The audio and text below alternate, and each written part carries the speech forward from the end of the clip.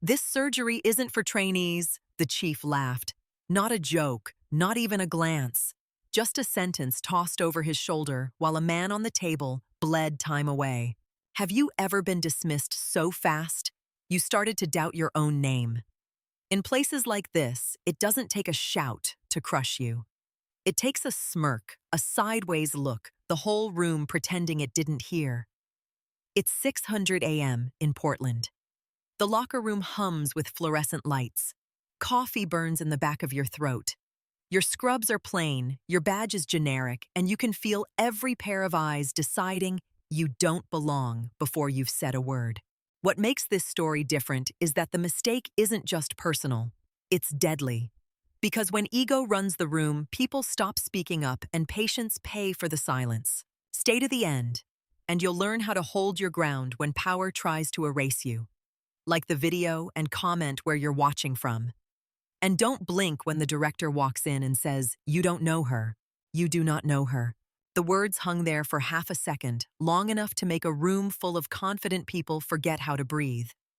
And if you want to understand why that sentence hit like a slap, you have to go back to the first morning it was made true. It was still dark when I walked into Redwood Memorial, the kind of Portland morning where the sky looks rinsed in gray and the sidewalks shine with old rain. Inside the hospital was already awake. Vending machines glowed like tiny billboards. A mop bucket squeaked down the corridor. Somewhere behind a set of doors, a monitor chirped in a steady rhythm that sounded almost like patience. The locker room on the surgical floor smelled like bleach and burnt coffee. Fluorescent lights buzzed overhead, flat and unforgiving. I stepped in wearing plain scrubs that could have belonged to anyone. My hair tucked under a cap, my ID badge clipped high on my chest. The badge was real, but it was deliberately unremarkable. No titles that turned heads. No department name that opened doors. Grant Wexler sat on the bench nearest the lockers with a paper cup in his hand, his elbows on his knees, his posture relaxed in the way only powerful people can afford. He was the kind of surgeon you read about in hospital newsletters and donor emails. The kind whose name families repeated like a prayer when they signed consent forms. He did not look up when I entered. I waited anyway, not because I needed permission, but because I wanted to see what he did when he thought he was alone with someone who did not matter. He took another sip, winced slightly at the heat, then flicked his eyes toward me like checking the weather. "Residents use the locker room downstairs," he said. His voice had the practiced ease of someone used to being obeyed. "This floor is for real surgeons." He waved his hand once, dismissive already, drifting back toward his coffee, like I was a minor inconvenience in his morning routine. I could have corrected him with a single sentence. I could have watched his face shift, watched the room tilt, watched him scramble to recover the respect he had refused to offer. But that was not why I was there. I smiled small and polite the way people smile when they are being underestimated on purpose. "Got it, doctor," I said. "My mistake." I turned toward a row of lockers as if I was searching for the right number. Behind me, I heard him exhale through his nose, a sound that meant the matter was settled. As I stepped back into the hallway, the surgical unit unfolded around me like a stage before a show. Nurses moved in quick, silent arcs. A cart of sterile packs rattled past. On the wall, a framed photo displayed a group of surgeons in crisp white coats, shaking hands with a senator. Grant stood in the middle of the photo, smiling like he owned the light. Down the corridor, a young resident with tired eyes held a chart close to her chest as she walked. Her shoulders were too tight for 7 in the morning. When she passed me, her gaze flicked to my badge and away again, like looking too long might invite trouble. A voice snapped from behind a curtain. "Alvarez." The resident stopped so fast her shoes squeaked. Grant emerged from a patient room with his hands already in motion, adjusting his gloves as if he was preparing to fight. He looked at the chart in her arms, then at her face. "Tell me the plan," he said. Dr. Nina Alvarez swallowed once. She began careful clinical trying to keep her voice steady. "The patient in 12 has signs of internal bleeding and his pressure is trending down. So I wanted to review imaging and consider calling vascular early." Grant's eyes narrowed. Not because she was wrong, but because she had dared to consider something without him. Consider, he repeated, as if the word tasted bad. You do not consider, you execute. If you want to brainstorm, join a book club. A few nurses pretended to be busy with a supply drawer. No one looked directly at Nina. Nina's cheeks flushed. Her mouth opened, then closed again. She nodded once, small. Yes, doctor. Grant took the chart from her like he was confiscating a mistake, flipped 2 pages, and handed it back without looking at her. You are behind. Fix it. Then he walked away, already talking to someone else, leaving Nina standing there with her eyes locked on the paper, like it could tell her how to survive the day. When she finally moved again, her steps were measured, but her knuckles were white around the chart. She passed me, and for a fraction of a second, her gaze met mine. It was not anger. It was recognition. The hospital had 1,000 hallways, but fear has only one shape. I kept walking. At the far end of the surgical wing, behind a door that required a code and the kind of trust that could not be printed on a badge, Director Evelyn Price waited in her office. She did not wear a white coat. She wore a dark blazer that made her look more like a judge than an administrator. On her desk sat a stack of reports and a cup of tea that had gone cold. She motioned me in without ceremony. You saw him, she said. I sat across from her, set my hands on my knees, and said nothing yet. Evelyn watched me the way someone watches a storm line on the horizon, trying to decide whether to board up windows or step outside and breathe it in. I saw what he wanted me to see, I said. Evelyn's eyes flicked to my badge, then away. And you will keep letting them think you are no one, she said. That was not a question. That is the deal, I replied. Evelyn slid a folder toward me. It looked ordinary, but its weight made the desk sound different when it landed. Inside were documents with quiet power, credentialing approvals, confidentiality clauses, a timeline, 30 days stamped in ink. Observer status, Evelyn said. You do not scrub in. You do not correct anyone. You do not reveal your name. I opened the folder and scanned the pages. The language was clean, legal, relentless. Hospitals love rules until rules threaten the people who benefit from breaking them. What happens after 30 days? I asked. Evelyn leaned back, her chair barely creaking. After 30 days, we know whether this department deserves what you are offering, she said. She gestured toward a whiteboard on the wall behind her desk. It was covered with handwriting in neat, disciplined lines. Funding sources, program proposals, names of partner institutions. A center for surgical innovation, she said quietly. Not a slogan, not a ribbon cutting.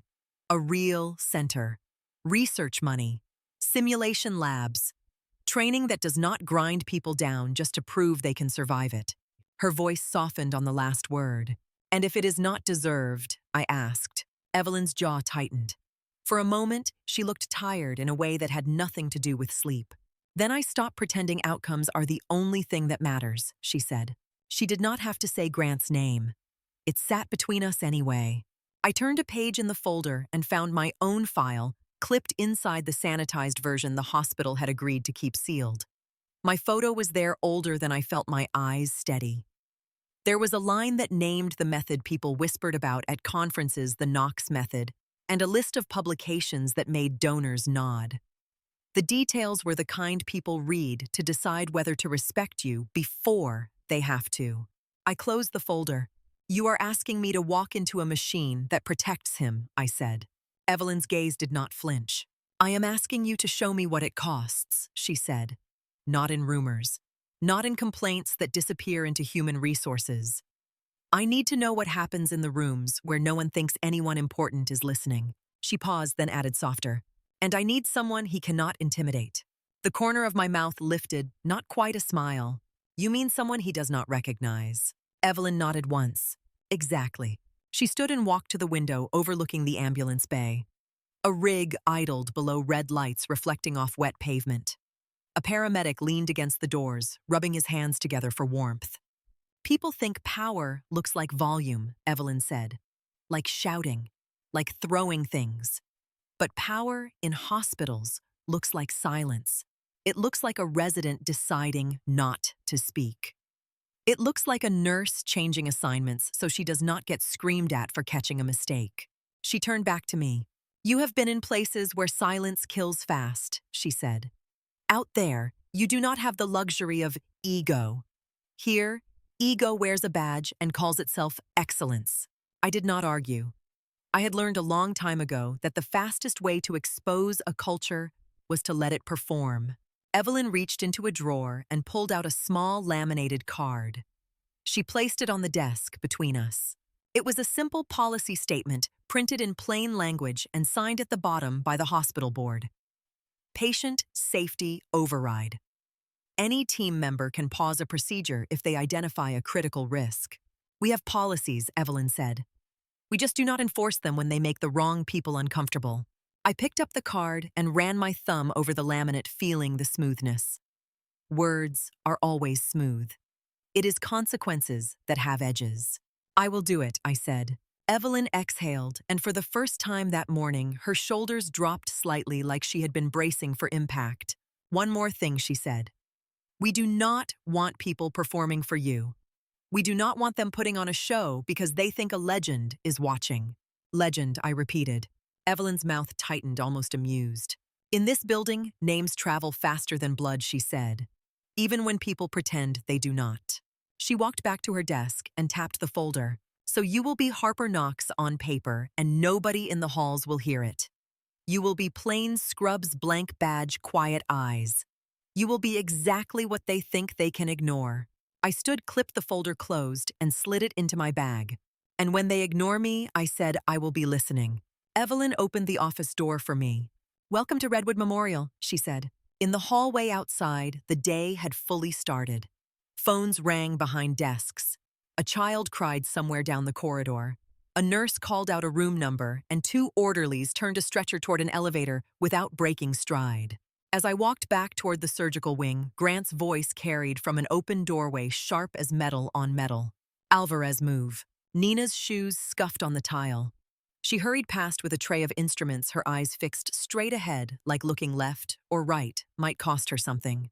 On the wall near the scrub sinks a printed schedule listed cases in black ink. Names, times, procedures. I paused long enough to read it. My reflection looked back at me in the glass cover, plain and forgettable. From inside the operating suite, a pager chirped, then another. A nurse's voice rose, brisk, urgent, without panic. Incoming abdominal trauma, she called. Bay 3. The doors swung and the unit shifted as if pulled by a current. Grant stepped into the hallway, already gloving up, already moving, and everyone moved with him. Nina fell into place at his shoulder. Ethan Brooks trailed just behind his face, tight, his eyes scanning for what could go wrong. Grant's gaze flicked over the staff and landed on me for a brief moment. The same quick weather check. He did not recognize me. He turned away. I followed at a measured distance, watching the way the team tightened around his authority. Watching the way questions died before they reached the air. Watching the cost of silence take its first quiet payment of the day. I stayed close enough to hear the tone of his voice, and far enough away that no one felt the need to perform for me. Redwood Memorial ran on routines the way a ship runs on rope. Doors opened on the same hinges. Coffee refilled in the same stained pot. The scrub sinks foamed at the same pace. If you walked the surgical wing long enough, you could predict the day by sound alone. The snap of gloves, the hiss of oxygen, the soft thunk of a chart dropped on a counter like a surrender. Grant Wexler was the loudest routine of all. He did not need to shout all the time. That was the part people outside the department never understood. He could cut a person open with calm hands and a steady breath, then cut a resident down with a single sentence delivered in a conversational tone. He did it the way some people check the weather, casual, habitual, certain the world would adjust. That first week, I watched him move through the unit like it belonged to him. Not in the dramatic way people imagine power, not with pounding footsteps or slammed doors. His power lived in small pivots, a glance that made a nurse step back, a pause that made a resident stop talking mid-sentence, a hand held out without looking, and an instrument would appear in it. No one wanted to be the one who made him wait. At 6:40 one morning, Nina Alvarez stood at the scrub sink beside him. Water ran over her hands and she scrubbed with the kind of care that looks like prayer. Grant turned slightly to check her technique. "Do you want me to show you how to do that? Or are you going to keep polishing your cuticles until the patient heals on his own?" he said. Nina kept her eyes on her hands. "I am almost done, doctor," she replied. Grant hummed a short laugh and turned back to his own scrubbing as if he had offered a helpful tip. Inside the operating room, he was brilliant. There is no other word for it, and I did not come to Redwood to pretend otherwise. His movements were precise, efficient, and clean. He read bleeding the way a musician reads tempo adjusting without hesitation. Families trusted him for a reason. Even the nurses who dreaded his mood respected his hands. But the room around those hands was a different kind of body, and it was bruised.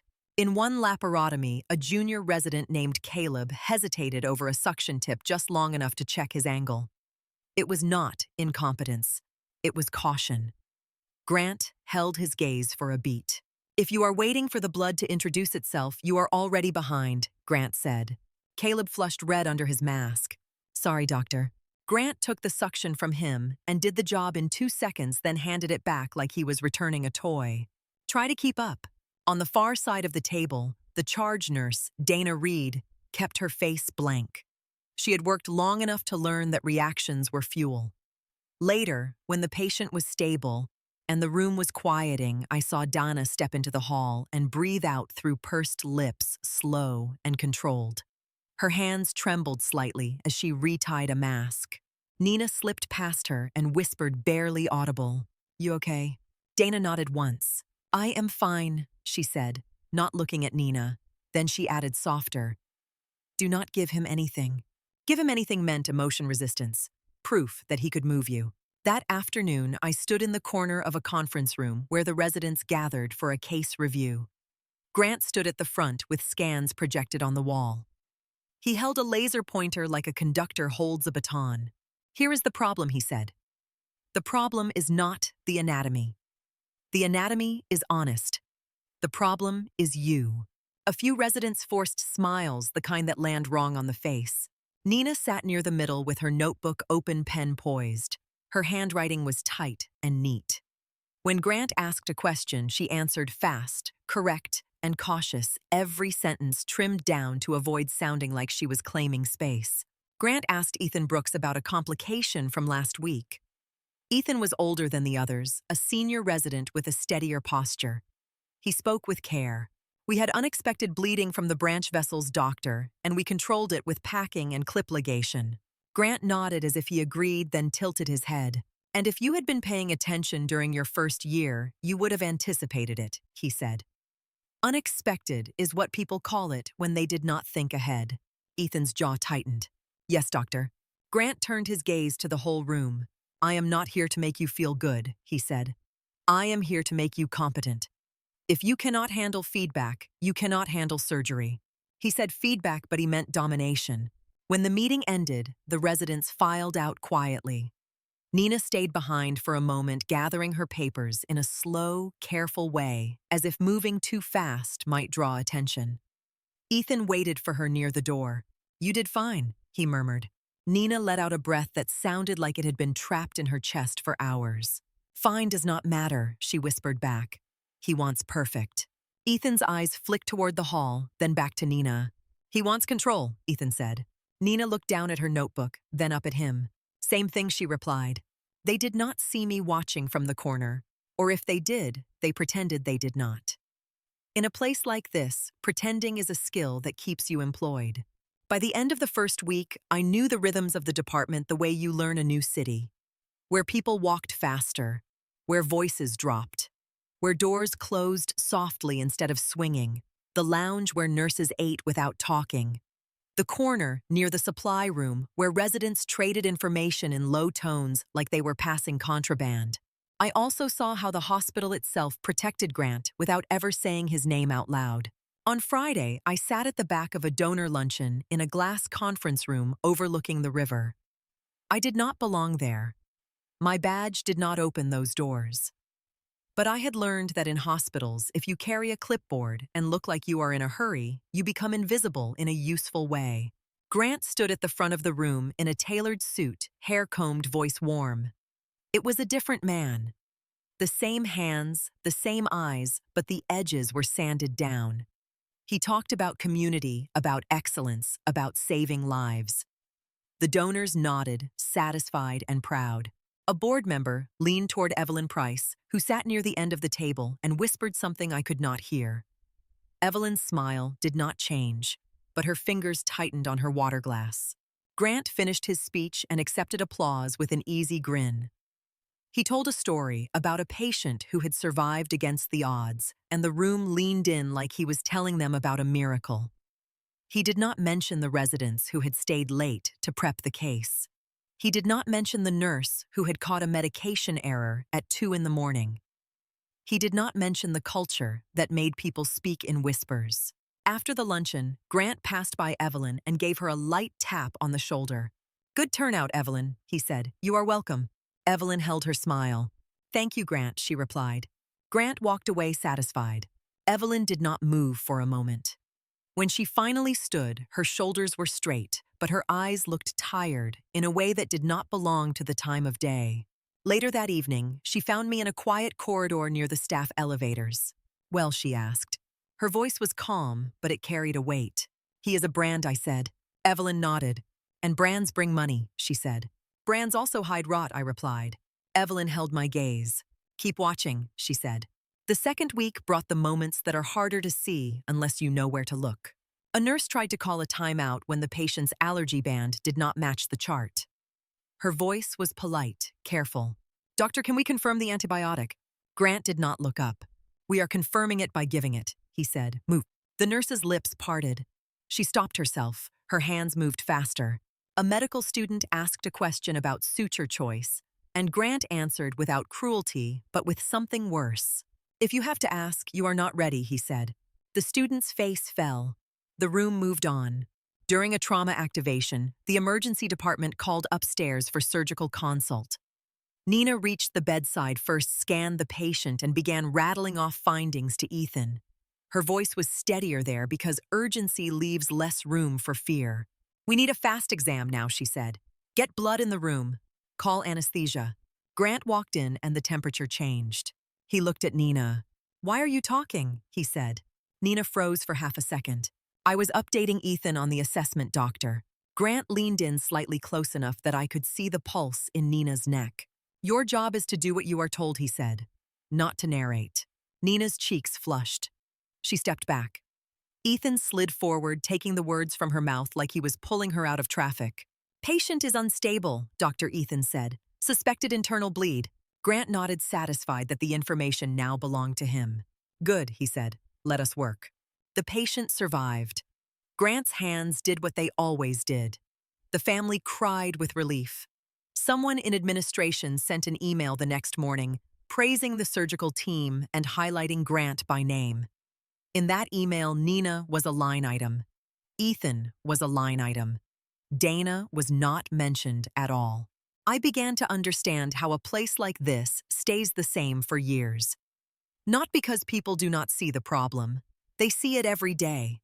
It stays the same because speaking up costs more than staying quiet, and because the hospital rewards outcomes without asking what they were bought with.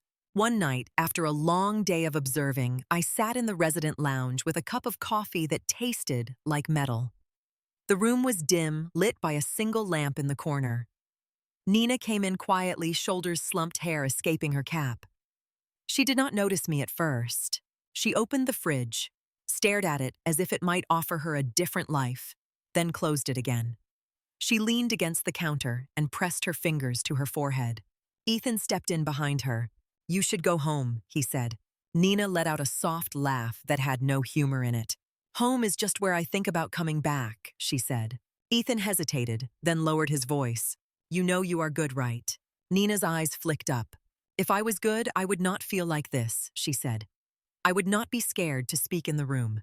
Ethan's gaze drifted to the closed door, as if he could hear Grant through it, even when Grant was not there. "That is the trick," Ethan said. "You start thinking fear is proof you are unqualified. It is not. It is proof the room is wrong." Nina swallowed hard. She blinked quickly, refusing whatever threatened to rise. I cannot be the one who challenges him, she said. He will ruin me. Ethan did not deny it. He can try, Ethan said. He has done it before. Nina turned her head sharply. Before. Ethan's mouth tightened.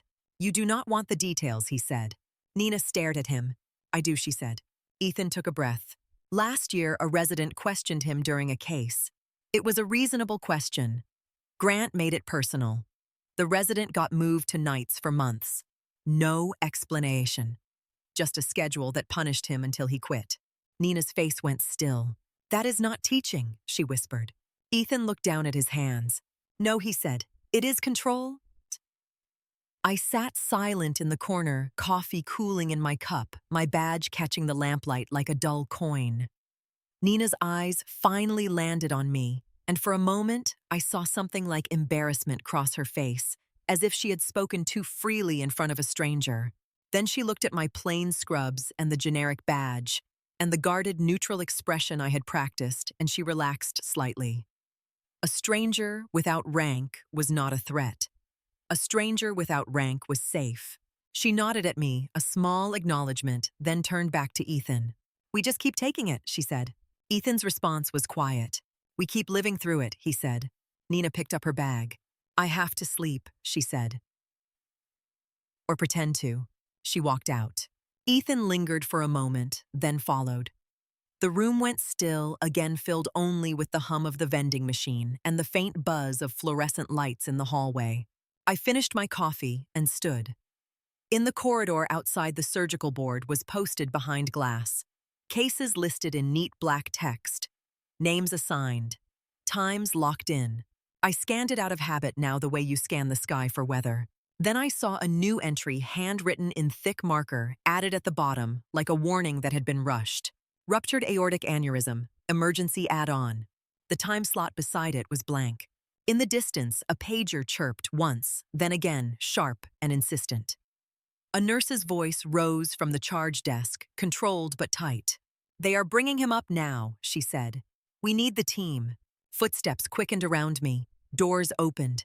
The unit shifted into motion, pulled toward the operating suite, the way metal pulls toward a magnet. Grant's voice cut through the corridor, clear and commanding. Alvarez Brooks on me. Nina appeared at the end of the hall, already moving fast, face set. Ethan followed, jaw-clenched eyes alert.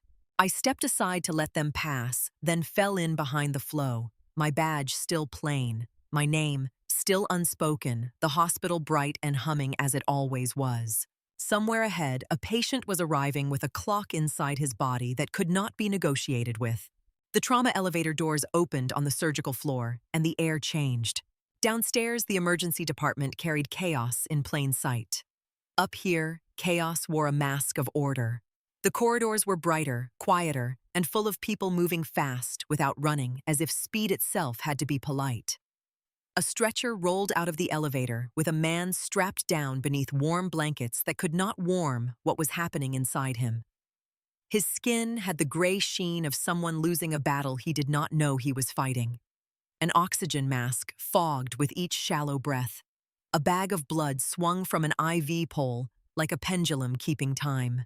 Nina Alvarez was at the head of the bed, one hand on the rail, the other holding the chart. Her face was calm in that practiced way, but her eyes flicked everywhere. Monitors, lines, the patient's jaw slack with pain medication. The corners of the hallway as if she expected the air itself to turn on her. Ethan Brooks walked beside her, with the trauma surgeon's posture shoulders forward, gaze fixed on the next problem. Dana Reed moved along the other side, calling out supplies without raising her voice. Massive hypotension, Dana said. 2 units in third hanging. Pressure is still trending down. Nina nodded, and her words came out clipped and controlled. We need vascular in the room, she said. We need the aorta. The word aorta did something to the people around her. You could see it in the way a nurse reached automatically for a tray of clamps. You could see it in the way Ethan's jaw tightened. You could see it in the way 2 med students hovering near the wall suddenly looked like they understood they were standing near the edge of a cliff. Grant Wexler appeared as if summoned by the word itself. He stepped into the corridor, already pulling on gloves, hair-covered mask tucked under his chin. His eyes swept the scene, absorbed the numbers on the monitor, then landed on Nina with the quick appraisal of a man who liked being needed. How old, he asked. 52, Nina said. Male. Sudden collapse at home. CT suggests ruptured abdominal aortic aneurysm. Grant's gaze flicked to Ethan. ETA to the room. 2 minutes, Ethan said. Room 4 is prepped. Grant nodded once, and then, like he was flipping a switch, his voice shifted from urgent to theatrical. Not louder, just more certain, more public. Listen up, he said. People straightened. Even the ones who did not report to him. This case does not forgive hesitation, he continued. It does not forgive improvisation. It requires precision experience and a steady hand. He said it like he was giving a keynote, not walking beside a man whose blood pressure was trying to disappear. Nina kept her eyes forward. Ethan did not react. Dana's face stayed blank. Their bodies moved on muscle memory, the choreography of crisis. I followed at a distance, keeping my presence soft. The badge on my chest stayed deliberately ordinary. The nurses did not look at it. The residents did not look at it. In a building like this, everyone had learned to look at power instead. As the stretcher turned into the operating suite, Grant drifted ahead like he was leading a parade. The doors swung open, and the smell of sterile prep hit hard, sharp enough to sting the back of the throat. Inside, everything was already set. Lights angled, instruments laid out in neat rows like polished teeth. Suction lines coiled, a stack of sterile gowns waited on a counter. The room hummed with readiness. The anesthesiologist, Dr. Marcus Lee, stood at the head of the table, adjusting medications with the calm focus of someone who had learned to treat panic like a contagious disease. We are intubating now, Marcus said. Pressure is 60/40 and unstable. Grant did not acknowledge him with words. He nodded once, eyes on the patient, already mentally inside the abdomen. Nina stepped toward the scrub sink and began washing with a precision that bordered on obsessive. Ethan joined her. Dana moved to the supply cabinet, pulling extra clamps and calling for a cell saver without waiting for permission. Grant glanced around the room like he was checking his kingdom before war. Then he saw me.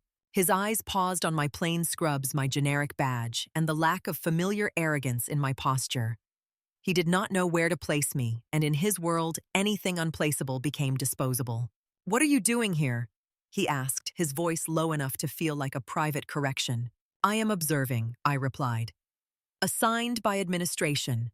Grant's mouth twitched. Observation is what people do when they cannot do anything else, he said. It was not a shout.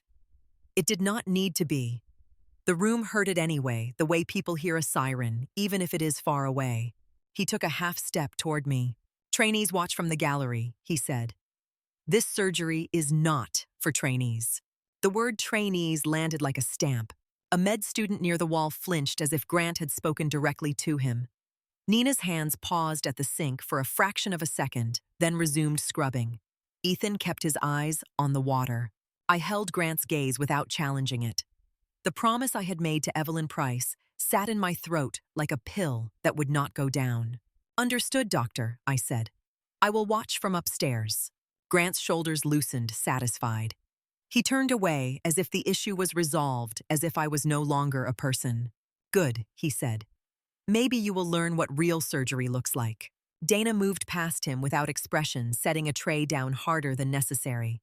The sound was small, but it carried. Grant did not notice. I stepped out into the hallway and headed toward the stairs that led to the observation deck. The door clicked shut behind me, sealing the operating room away like a secret. The stairwell smelled of disinfectant and cold concrete.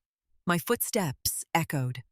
Halfway up, I passed a pair of med students hurrying in the opposite direction, their eyes wide, their voices hushed. That is Wexler's room, one of them murmured. Yeah, the other replied. If you mess up, he eats you a lefty. They disappeared down the steps. At the top, the observation deck opened into a narrow corridor lined with glass windows. The viewing galleries were small and bright, built for teaching, but the way people used them told a different story. It was where the labeled inexperienced were sent, where the uninvited could watch without touching. A place for knowledge without voice. A cluster of med students sat on the benches, notebooks open, eyes fixed on the glass. Their faces held that mix of excitement and fear you see in people watching a storm from behind a window. I slipped in quietly and stood near the back. Through the glass, the operating room looked like a lit stage. Grant stood at the scrub sink, rolling his shoulders as if he was preparing for a performance. Nina and Ethan finished scrubbing beside him. Dana helped gown them with brisk efficiency. Marcus checked the ventilator settings, his eyes sliding to the monitor every few seconds like a pilot watching the sky. Grant's posture was pure confidence.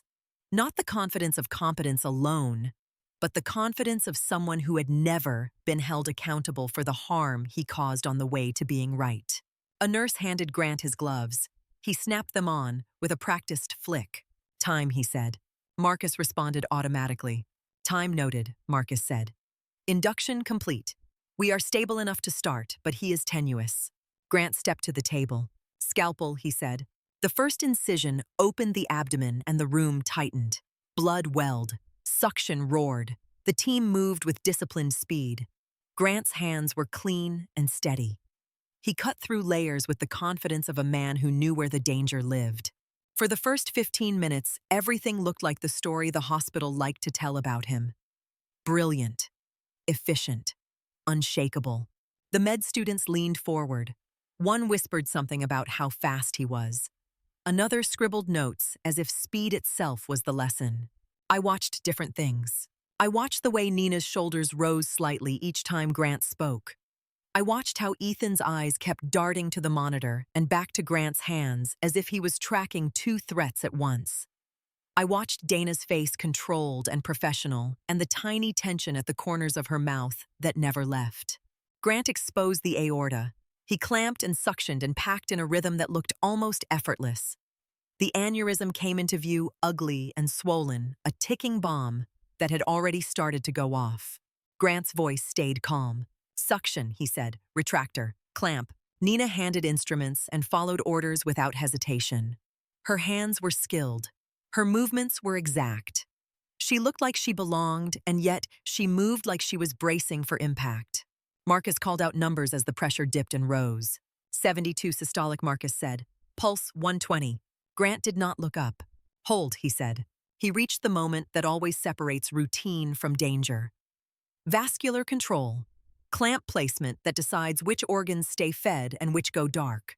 From the gallery, I could see the angle of his wrist, the position of the clamp, the subtle assumption behind his choice. It was the assumption that anatomy behaves like a diagram. It was the assumption that experience alone is the same thing as attention. Nina shifted her weight. She leaned closer, eyes on the clamp position. For a second, her hands hesitated above the tray. It was not uncertainty. It was calculation. Marcus's voice sharpened. "Renal indicators are dropping," he said. "Faster than I like." Ethan spoke careful, respectful. "Doctor, do you want to adjust the clamp position to preserve perfusion?" he asked. Grant's head tilted slightly, not toward the patient, but toward Ethan, the way a person turns toward a buzzing fly.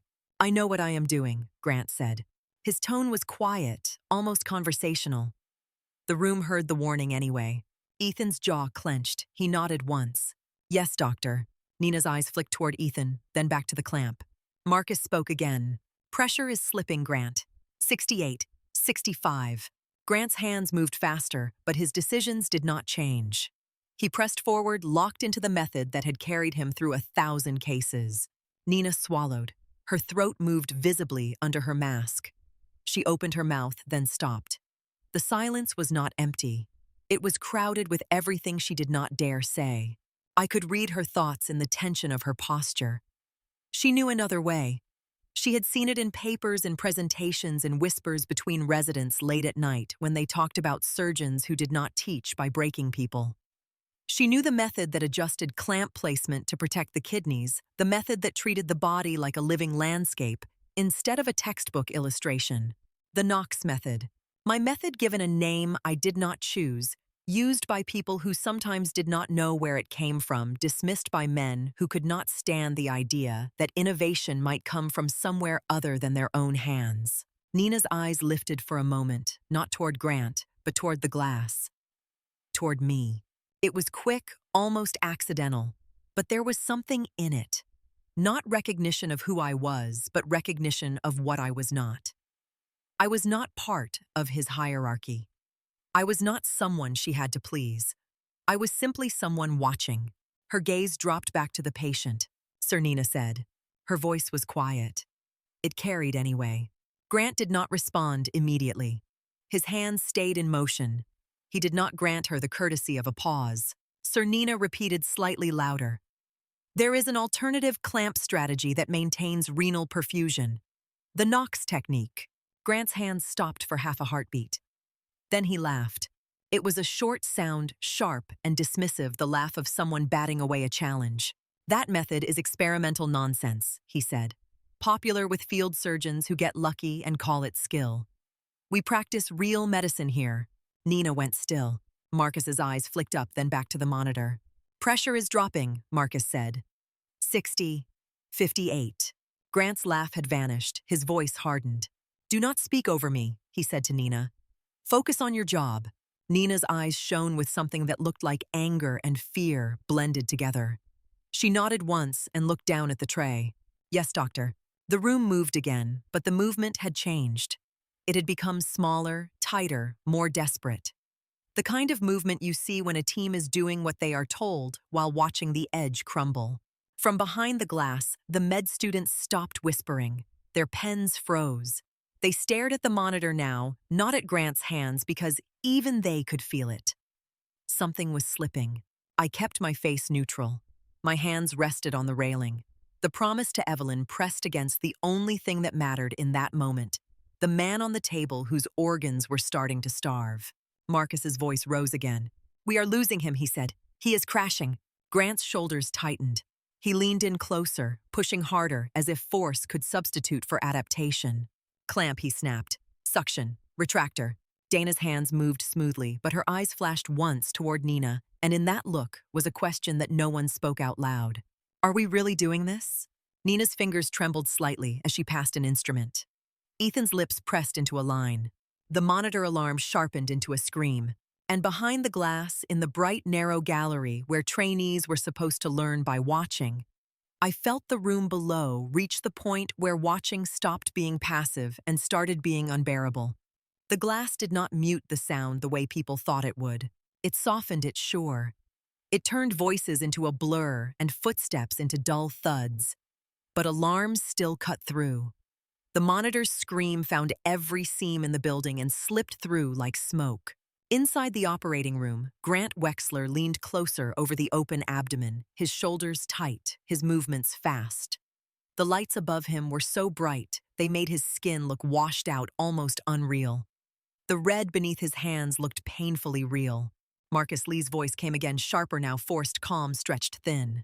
Systolic is 58. Heart rate 135. Renal perfusion is dropping. Grant did not look up. We have control, he said. He said it like control was a thing you could simply declare into existence. Nina Alvarez stood on the patient's right, her gloved hands hovering near the tray, ready to pass whatever was demanded. Her eyes never left the clamp. Her gaze tracked it the way you track a knife when someone is waving it too close. The angle was wrong for this body. The pressure was wrong for this anatomy. It was not a matter of opinion. It was a matter of blood. Ethan Brooks shifted a half step, his posture careful. He spoke again softer than before, like he was trying to avoid triggering something. Doctor, if we reposition proximally, we might preserve renal flow. Grant's head tilted just slightly. Stop diagnosing from the cheap seats, Brooks, he said. You are here to assist. Ethan swallowed the rest of his sentence. He nodded once. Yes, doctor. In the viewing gallery, the med students stopped taking notes. Their pens hung above paper, frozen. One of them pressed his palm flat against the glass without realizing he was doing it. Is he going to die? A student whispered. No one answered him. I kept my hands on the railing and watched the details other people missed. The way Dana Reed adjusted the suction tubing with an unnecessary amount of care, as if perfection in small tasks could compensate for what was happening in the big one.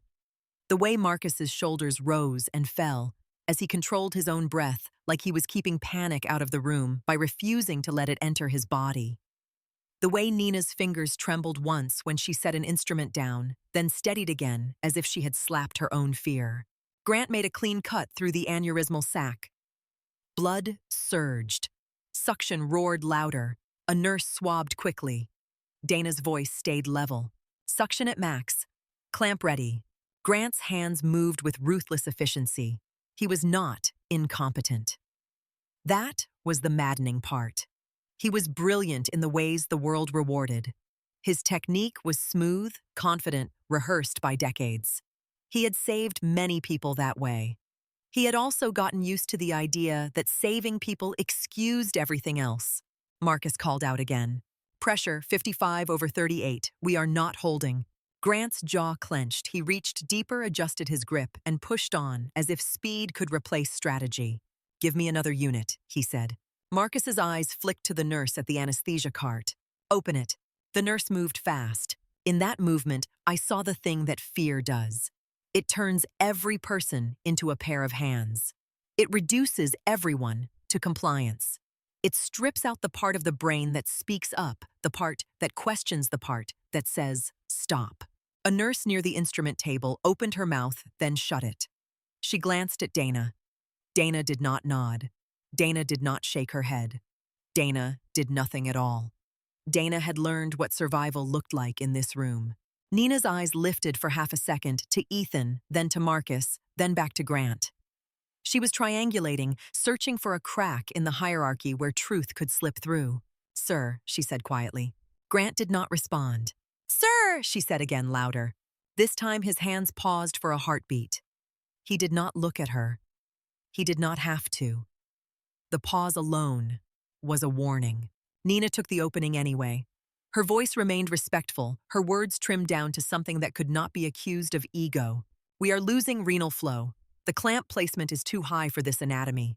We can reposition using the Knox technique and maintain perfusion while you repair. For a second, the room was silent, except for the suction and the hiss of ventilated air. Even the med students behind the glass seemed to stop breathing. Grant's laugh came out ugly and quick. The Knox technique he repeated like he was tasting the words for poison. That is not a technique. That is a battlefield trick. His eyes finally lifted not to the patient, but to Nina. The look was clean and sharp. We practice real medicine here, Dr. Alvarez. Do not bring me improvisation. Nina's face went still. Under her mask, her throat moved with a hard swallow. She stared at the clamp again, like if she looked away, she might lose whatever courage she had left. Marcus's voice rose. We are crashing. Systolic 50, 48. Grant snapped. I said I have it. His volume jumped just enough to make the room flinch. Dana's hands tightened around a clamp. Ethan's shoulders stiffened. Nina froze. Fear does not always look like terror. Sometimes it looks like obedience at the worst possible moment. From the gallery, I watched the numbers slide. There is a slope you can see in a patient's vitals, a slow downhill that tells you the body is running out of options. The monitor does not plead. It reports. It is indifferent. That indifference is what makes it so brutal. Marcus spoke again, his voice tighter now. If we cannot stabilize in the next minute, we are going to lose him. Grant's hands moved faster. His method did not change. He was trying to win the same way he had always won. In the corner of the room, Dana glanced once at Nina. It was not a look of blame. It was a look of exhausted recognition, the look of someone watching a pattern repeat. Nina's eyes lifted again, almost involuntary, toward the glass. Toward me. I met her gaze. She was not asking me who I was. She was asking me if she was crazy, if she was wrong, if the room was lying to her. I did not move. I did not nod. My face stayed neutral because I had spent years learning to keep my thoughts from showing. But my eyes did not lie. Nina held my gaze for a fraction longer than she should have. Then she looked back down at the patient, and something in her posture shifted just slightly. She did not get louder. She did not become defiant. She simply stopped shrinking. Marcus's voice came again, urgent now. 45 systolic. We are losing perfusion everywhere. Grant's mouth tightened, his voice sharpened. Suction, retractor, move. Dana responded automatically. Ethan responded automatically. Nina responded automatically. The room moved like a machine built to obey one man. And yet the machine was failing. The med students behind me had gone pale. One of them sat down hard on the bench knees, suddenly weak. Another kept staring at the monitor as if he could will the numbers back up. The student who had whispered earlier now mouthed words without sound like a prayer he was ashamed to speak. I felt my promise to Evelyn Price press against my ribs. Observer status. No intervention. No reveal. The deal had a purpose. You do not fix a toxic culture by humiliating one person and walking away. You fix it by seeing it clearly, documenting it, forcing the institution to confront the part it plays in protecting power. I had agreed to be invisible so I could watch the truth happen. But truth was not the only thing happening in that room. A man was dying. Marcus said it plainly because someone had to. We have seconds. Grant's shoulders tensed. He leaned in even closer. His elbows rose, his stance widening like a fighter bracing for impact. His hands were still steady, still skilled, still wrong for this moment. Nina's voice came again, barely above the suction, but it cut through because it was calm. Sir, please, we can reposition. I can do it. The kidneys are starving. Grant turned his head with a slow, deliberate movement. It was the look you give someone you are about to punish. You can do nothing, he said. You are here because I allow you to be here. Nina's eyes flinched. Not from the words, from the certainty behind them. Ethan's jaw clenched. He made a sound, the beginning of a protest, then stopped himself. His hands stayed where they were because Ethan had seen what happens to people who push. Dana's eyes lowered again. The monitor screamed. Marcus's voice went tight. 40, 38. We are going to lose him. Something in my chest tightened. It was not panic. It was anger, quiet and cold. Anger at the idea that a promise could matter more than a person. Anger at the way institutions turn human beings into tests of loyalty. Anger at the kind of ego that cannot bend even when the body on the table is breaking. I stepped back from the railing. The students barely noticed. They were locked to the glass, trapped by their own helplessness. I left the gallery without rushing. The hallway outside was too bright. The fluorescent lights made everything look flat, like a world that did not understand urgency. My shoes squeaked softly on the waxed floor. Somewhere down the corridor, a phone rang and rang until someone answered in a bored voice. In the stairwell, my footsteps echoed. The smell of disinfectant grew stronger, mixed with the faint metallic hint that always clings to surgical floors, even through closed doors. Halfway down, I stopped. Not because I changed my mind, because I had to make the choice consciously. The promise to Evelyn had been a strategy. The patient on that table was a fact. I continued down.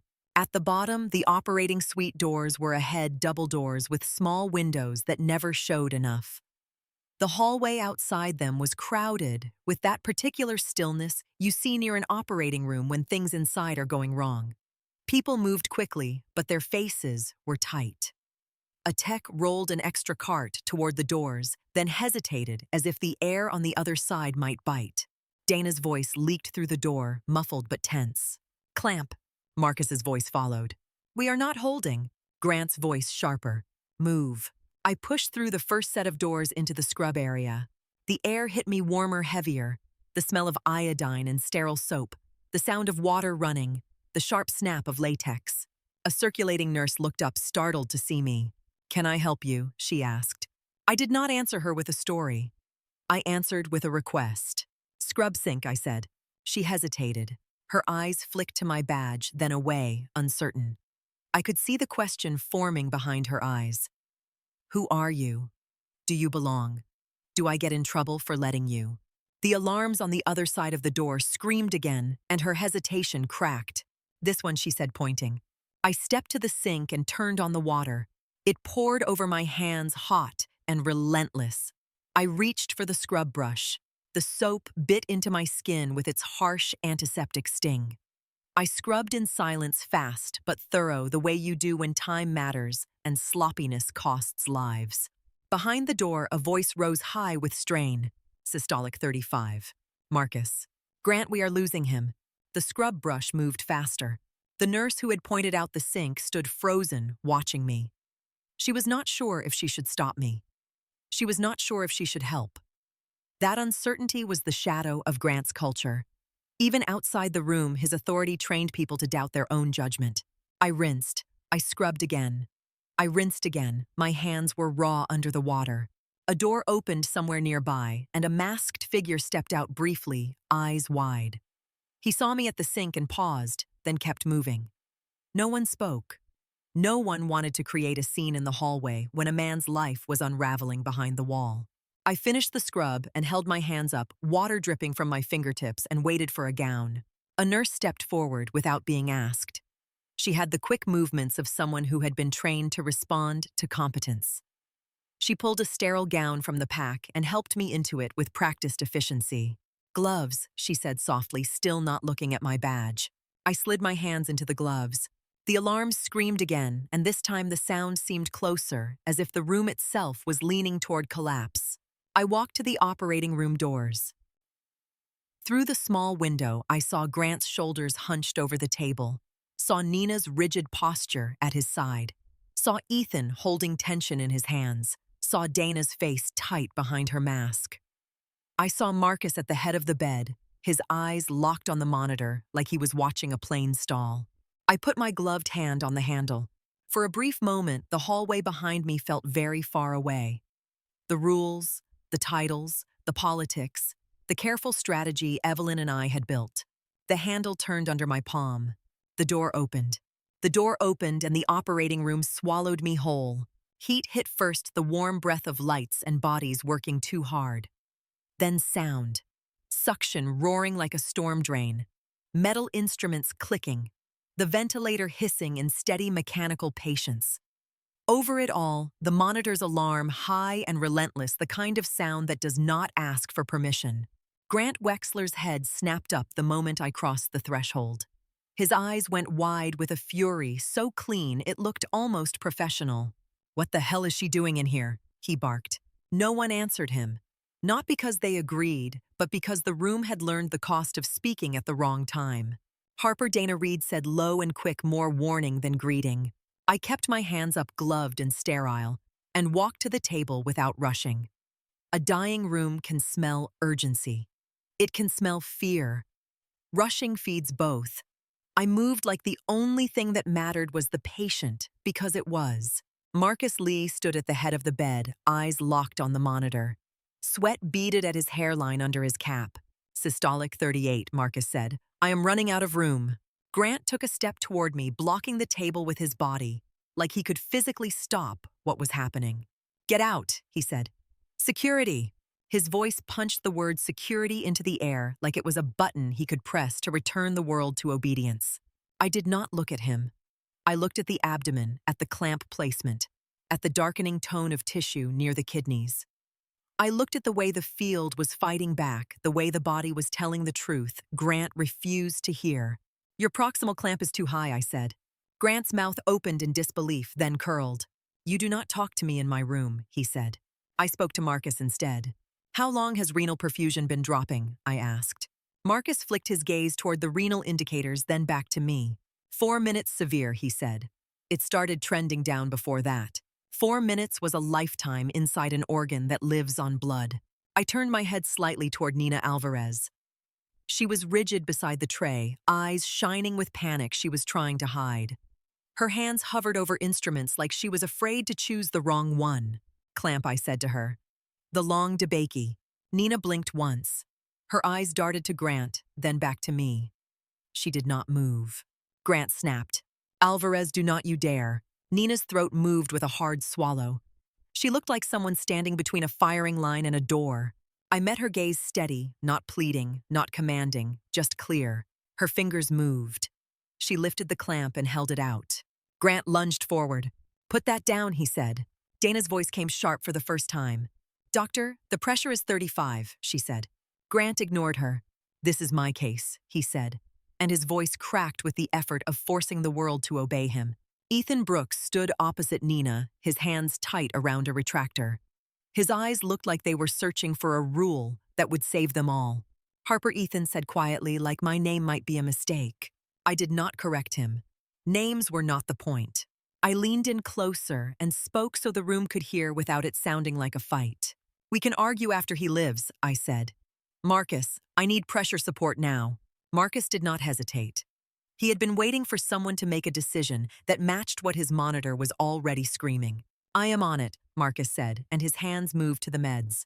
I turned back to Nina. On my count, we reposition, I said. 2 centimeters inferior.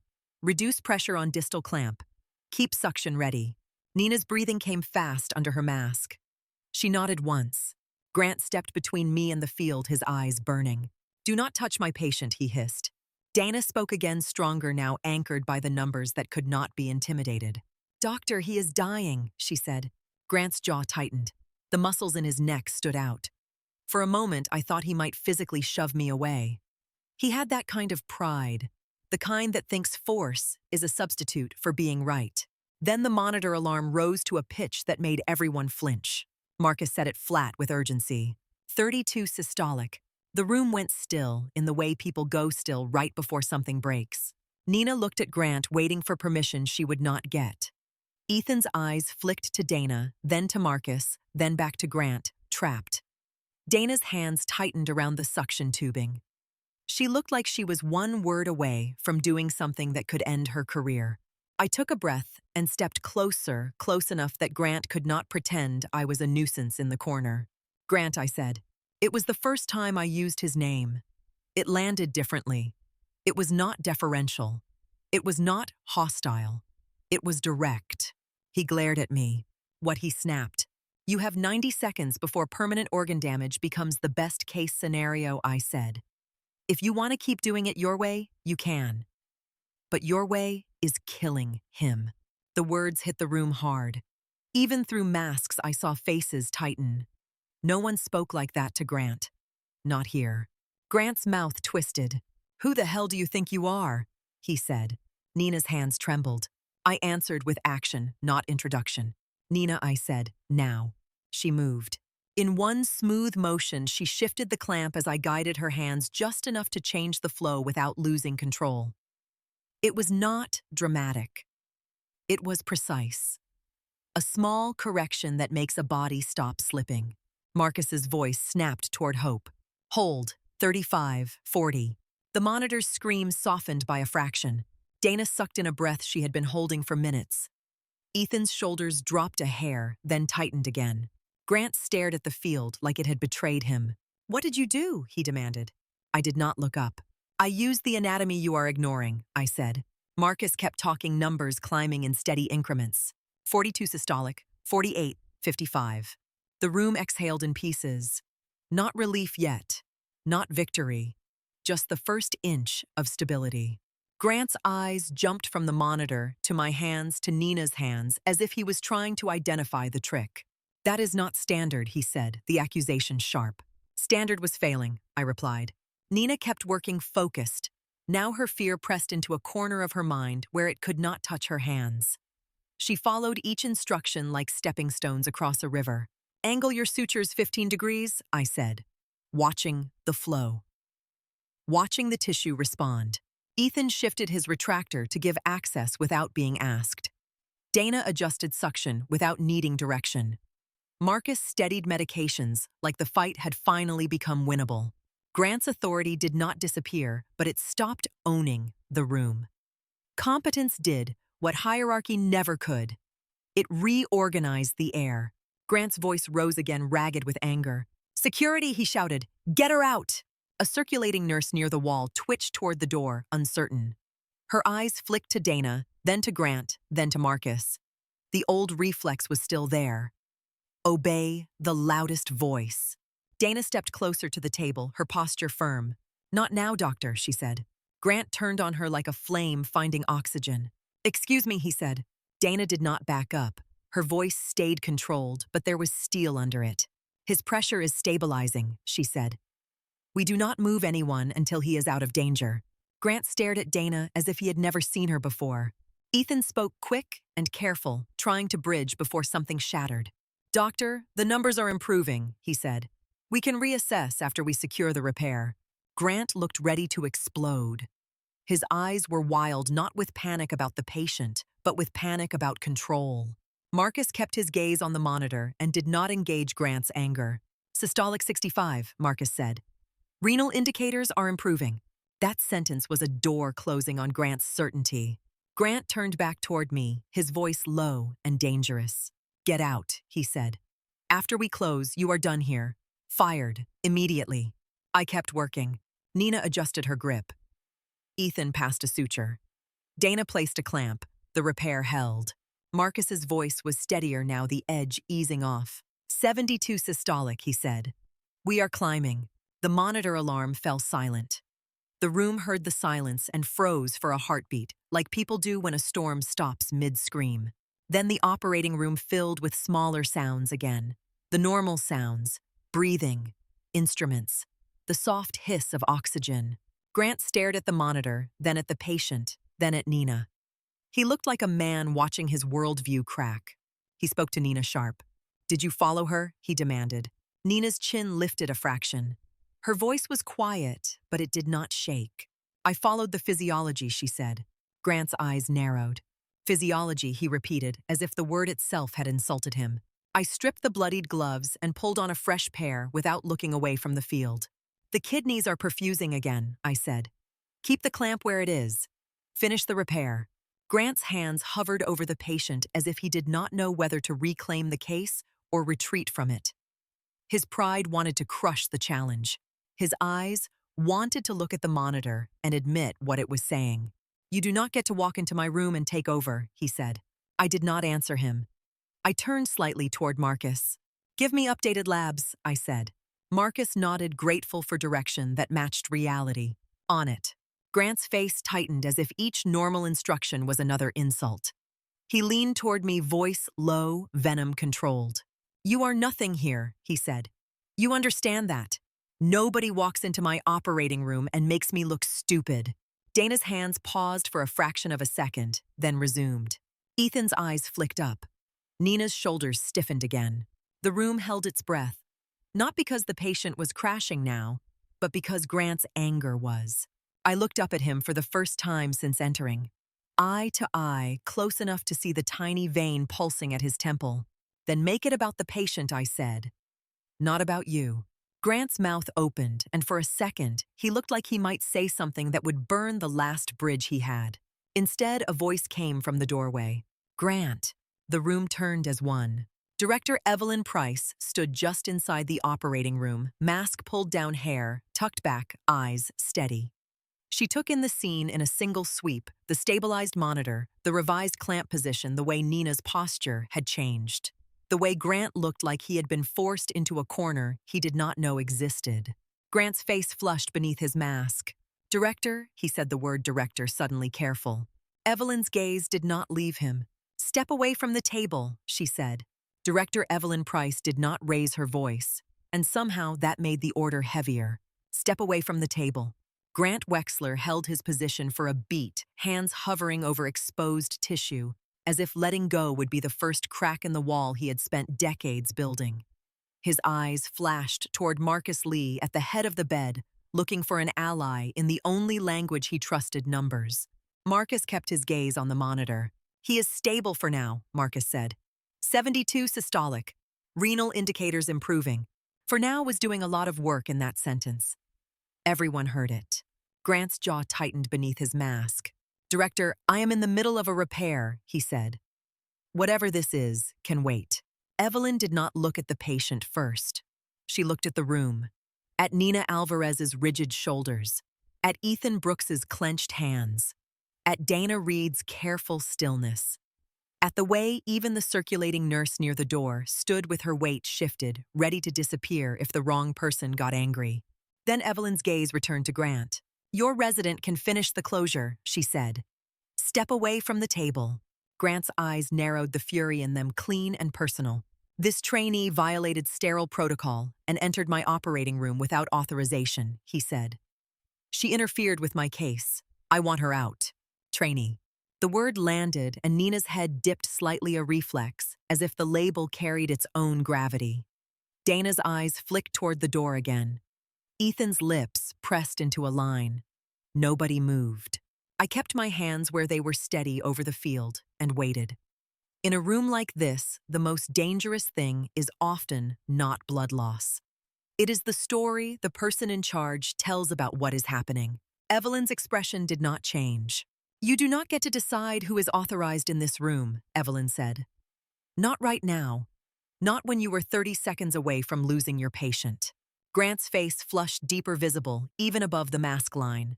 That is not true, he snapped. We had control. Marcus spoke without looking at him, voice clipped. We did not have control, Marcus said. We were trending toward cardiac collapse. Grant swung his head toward Marcus. Stay in your lane, he said. Marcus's hands paused for a fraction of a second on the anesthesia cart, then resumed. His voice stayed level, but it hardened. My lane is keeping him alive, Marcus said. That lane was closing. The room felt the shift. It was small, but it mattered. Someone had contradicted Grant out loud. Grant turned back to Evelyn, anger searching for traction. Director, this is my service, he said. If you want to discuss administrative concerns, fine. But you cannot let random observers walk into an open abdomen and start giving orders. Evelyn stepped forward one pace, not toward Grant exactly, but into the space where his authority usually lived alone. Her gaze moved to me at the table, then back to him. Random, she repeated softly. Grant's nostrils flared. Yes, random. She is a trainee with a generic badge who has been wandering this floor for weeks, and now she thinks she can take over a rupture repair. Evelyn's eyes did not leave his. She is not a trainee, Evelyn said. Grant made a short sound, almost a laugh, like the idea was ridiculous. Director, she introduced herself as an observer. She wears plain scrubs. She does not even have service colors. Evelyn reached up and pulled her own mask down completely, as if she wanted her words to be remembered. That is because I asked her to, Evelyn said. The room went quiet again. Even the suction seemed louder. Grant blinked once. Asked her to, he repeated slower. Evelyn's gaze moved around the room. How many people in here heard Dr. Wexler call her a trainee? Evelyn asked. Nobody answered, but nobody could deny it either. The silence was an admission. Evelyn nodded once, as if she had expected that. Dr. Wexler. Evelyn said you just attempted to remove from this operating room the person who corrected your clamp placement and stabilized your patient. Grant's eyes snapped to the monitor, then back, searching for a way to argue with the evidence. She got lucky, he said, too fast, too defensive. Anyone can shift a clamp if they guess right. Dana's gaze flicked up sharply, then down. Marcus spoke again. It was not a guess, Marcus said. The renal flow improved immediately. Grant's voice rose. Enough, he barked. I am the attending. I make the calls. Evelyn's voice stayed steady. You do not make them alone, she said. Not anymore. Grant stared at her like he did not recognize the boundary. Who is she then? Grant demanded, dabbing a finger toward me without touching. Since she is apparently so important. Evelyn's eyes held his for a beat, then she answered clear enough to cut through the air. Dr. Harper Knox. The name did not land as a dramatic reveal. It landed as a weight. Not everyone in the room knew it right away, but enough people did. You could see it in the tiny shift in posture, in the way Ethan's brows lifted, in the way Marcus's eyes flicked up, surprised. Dana's hands paused for a half second, then continued faster, as if she suddenly understood the stakes. Nina's head snapped up. Her eyes moved from Evelyn to me, and something changed in her face. Recognition, disbelief, then a kind of raw relief that looked almost like pain. Grant stared. No, he said, flat and certain. That is not possible. Evelyn did not blink. It is possible, Evelyn said, because she is standing right in front of you. Grant's breath came louder under his mask. Harper Knox is a name on papers, he said, a method in conference slides. She is not a person who shows up here dressed like a student. Evelyn's gaze sharpened. That is exactly why she is here dressed like a student, Evelyn said. I lifted my hands away from the field and held them up, palms forward, staying sterile, staying calm. Grant's eyes stayed locked on me. His face looked like it was fighting two versions of reality at once. The version where he was always right, and the version where he had just mocked something he did not understand. Evelyn's voice stayed measured. 3 weeks ago, Dr. Knox walked into my office with an offer, Evelyn said. A fully funded Center for Collaborative Surgery and Innovation, simulation labs, research support, a training model that would put Redwood Memorial on the map for reasons beyond donor luncheons. Grant's eyes narrowed. And you did not tell me, he said. Evelyn's smile was thin. No, she said, I did not. Grant's voice tightened. I am the chief of surgery. You are the chief of surgery, Evelyn agreed, and I wanted to see who you are when no one is watching you perform for a title.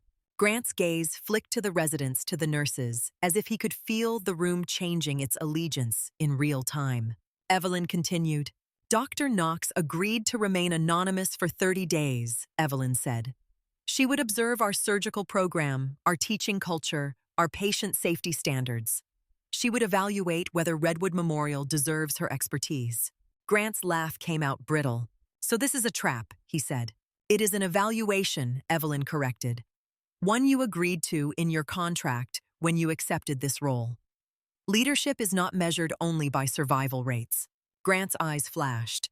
My survival rates are exceptional. Your hands are exceptional, Evelyn said. Your culture is not. That line hit harder than any accusation. Grant's shoulders stiffened as if he had been physically struck. Evelyn stepped closer, stopping at the edge of the sterile field. And then today, Evelyn said you called her work experimental nonsense. You called her a trainee. You tried to remove her from an operating room after she corrected a problem you refused to acknowledge. Grant's voice sharpened into a defensive edge. The Knox method is not standard protocol, he snapped. We cannot just start playing with clamp placement because someone thinks it is fashionable. Nina made a small sound, almost involuntary, and then shut her mouth again, eyes dropping. The reflex was still there. I looked at her and spoke gently. Dr. Alvarez Buster said. She glanced up startled, as if she was not used to being addressed without threat. You saw it, I said. Tell the director what you saw. Nina's eyes flicked to Grant, then away. She swallowed. The clamp was too high, she said quietly. Renal perfusion was dropping. We were losing pressure. Grant's head snapped toward her. Alvarez. Nina flinched, then steadied herself, shoulders squaring, as if she had decided something in her own body. We were losing him, she said a little louder. And you would not adjust. Grant's face went tight. You do not get to say that about me, he said. Evelyn's gaze pinned him. She gets to say that about patient care, Evelyn said. Everyone does. Marcus spoke, voice calm and hard. He was within seconds, Marcus said. I said it. We all heard it. Dana's voice joined quiet but firm. We all felt it, Dana said. Grant turned toward Dana like he could not believe she had spoken. Dana. Dana did not back down. Her eyes were steady above her mask. Yes, doctor, she said. We were losing him. For a second, the room held its breath again, not because of the patient now, but because Grant's authority was being named as fallible in front of witnesses. Grant's eyes returned to me. Who are you? He demanded again, but the heat had changed. Less contempt, more disorientation. He needed the world to make sense again. I kept my voice even. I am Harper Knox, I said. And you just tried to fire me for saving your patient. Grant's mouth opened, closed, opened again. He looked like he was searching for a response that would restore the room to the old order. This is absurd, he said finally. If you are Harper Knox, why were you wandering my floor with a blank badge? Because you would have treated me differently if you knew I said. Grant's eyes narrowed. Of course I would have. That admission slipped out before he could polish it. The room heard it anyway. I let it hang. I did not fill it with anger or triumph. It did not need help. Evelyn's voice came again, controlled. Dr. Wexler. Evelyn said, do you know what else is absurd? The fact that your department has referenced Dr. Knox's work in internal training materials for years.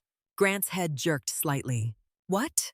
Evelyn nodded toward a shelf near the wall, where a thick binder sat among other documents. Dana moved to it, flipped it open, and slid a page toward Evelyn without crossing the sterile field. Evelyn did not touch it. She did not need to. She tilted it so Grant could see.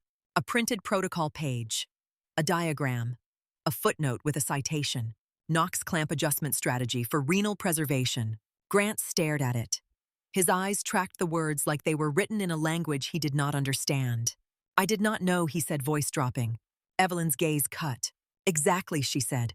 The patient on the table made a small movement, a shift under the drapes, as if his body was reminding them all why the room existed. Marcus adjusted a setting, eyes never leaving the monitor. We are stable, Marcus said.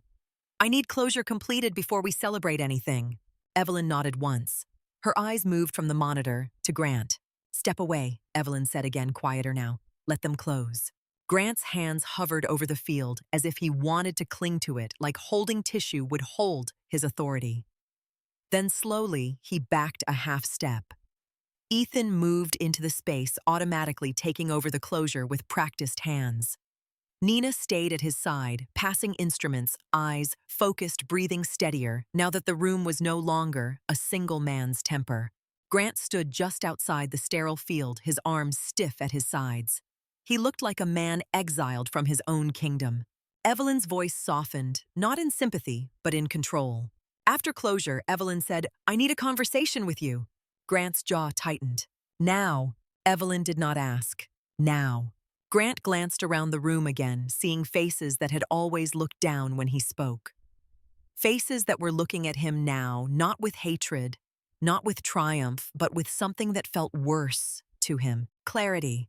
Evelyn turned to the circulating nurse near the door. Clear the room of non-essential personnel, Evelyn said. The nurse hesitated, only a heartbeat this time, then moved. Yes, Director. The med students were escorted out first. Their eyes were wide, not with excitement anymore, but with the shock of seeing power interrupted.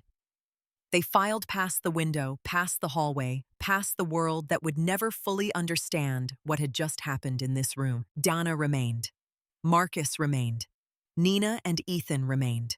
The patient remained alive and still vulnerable. Grant remained too because he did not know where else to put himself. I kept my hands near the field, ready to correct anything that needed correcting, but I did not take the closure away from them. Nina deserved the chance to finish without being punished for having been right. Ethan's sutures were neat. His hands were steady. Nina's instrument passes were precise. The room began to sound normal again. Grant watched every movement like he was trying to decide whether competence from others was a threat or a relief. Evelyn stepped closer to him, not inside the sterile field, but near enough that her words did not have to travel far. Dr. Wexler, Evelyn, said you attempted to remove Dr. Knox from this hospital. You do not have that authority. Grant's voice was hoarse. She violated protocol. Evelyn's gaze held him. And you violated something more important, Evelyn said. You silenced your team when they had information that could have saved your patient sooner. Grant's eyes flicked toward Nina. Nina did not look away this time. Evelyn's voice did not rise. It did not soften. It simply continued. You have built a department where people are afraid to speak up, Evelyn said. I have tolerated it because outcomes have been good. Today, I watched outcomes nearly fail because fear kept the right words trapped behind teeth. Grant's shoulders tightened. I did not create fear, he said. Dana's voice came quietly from the instrument table. You did, Doctor, she said. Grant's head snapped toward her, but Evelyn's presence held the room in place. Evelyn waited until Ethan tied off the final suture, until the drapes were adjusted, until Marcus confirmed stable vitals again, with a voice that finally sounded less strained. Stable, Marcus said. Pressure holding. Renal output returning. The word stable seemed to release something in everyone's chest. Evelyn turned fully to Grant. Now, Evelyn said.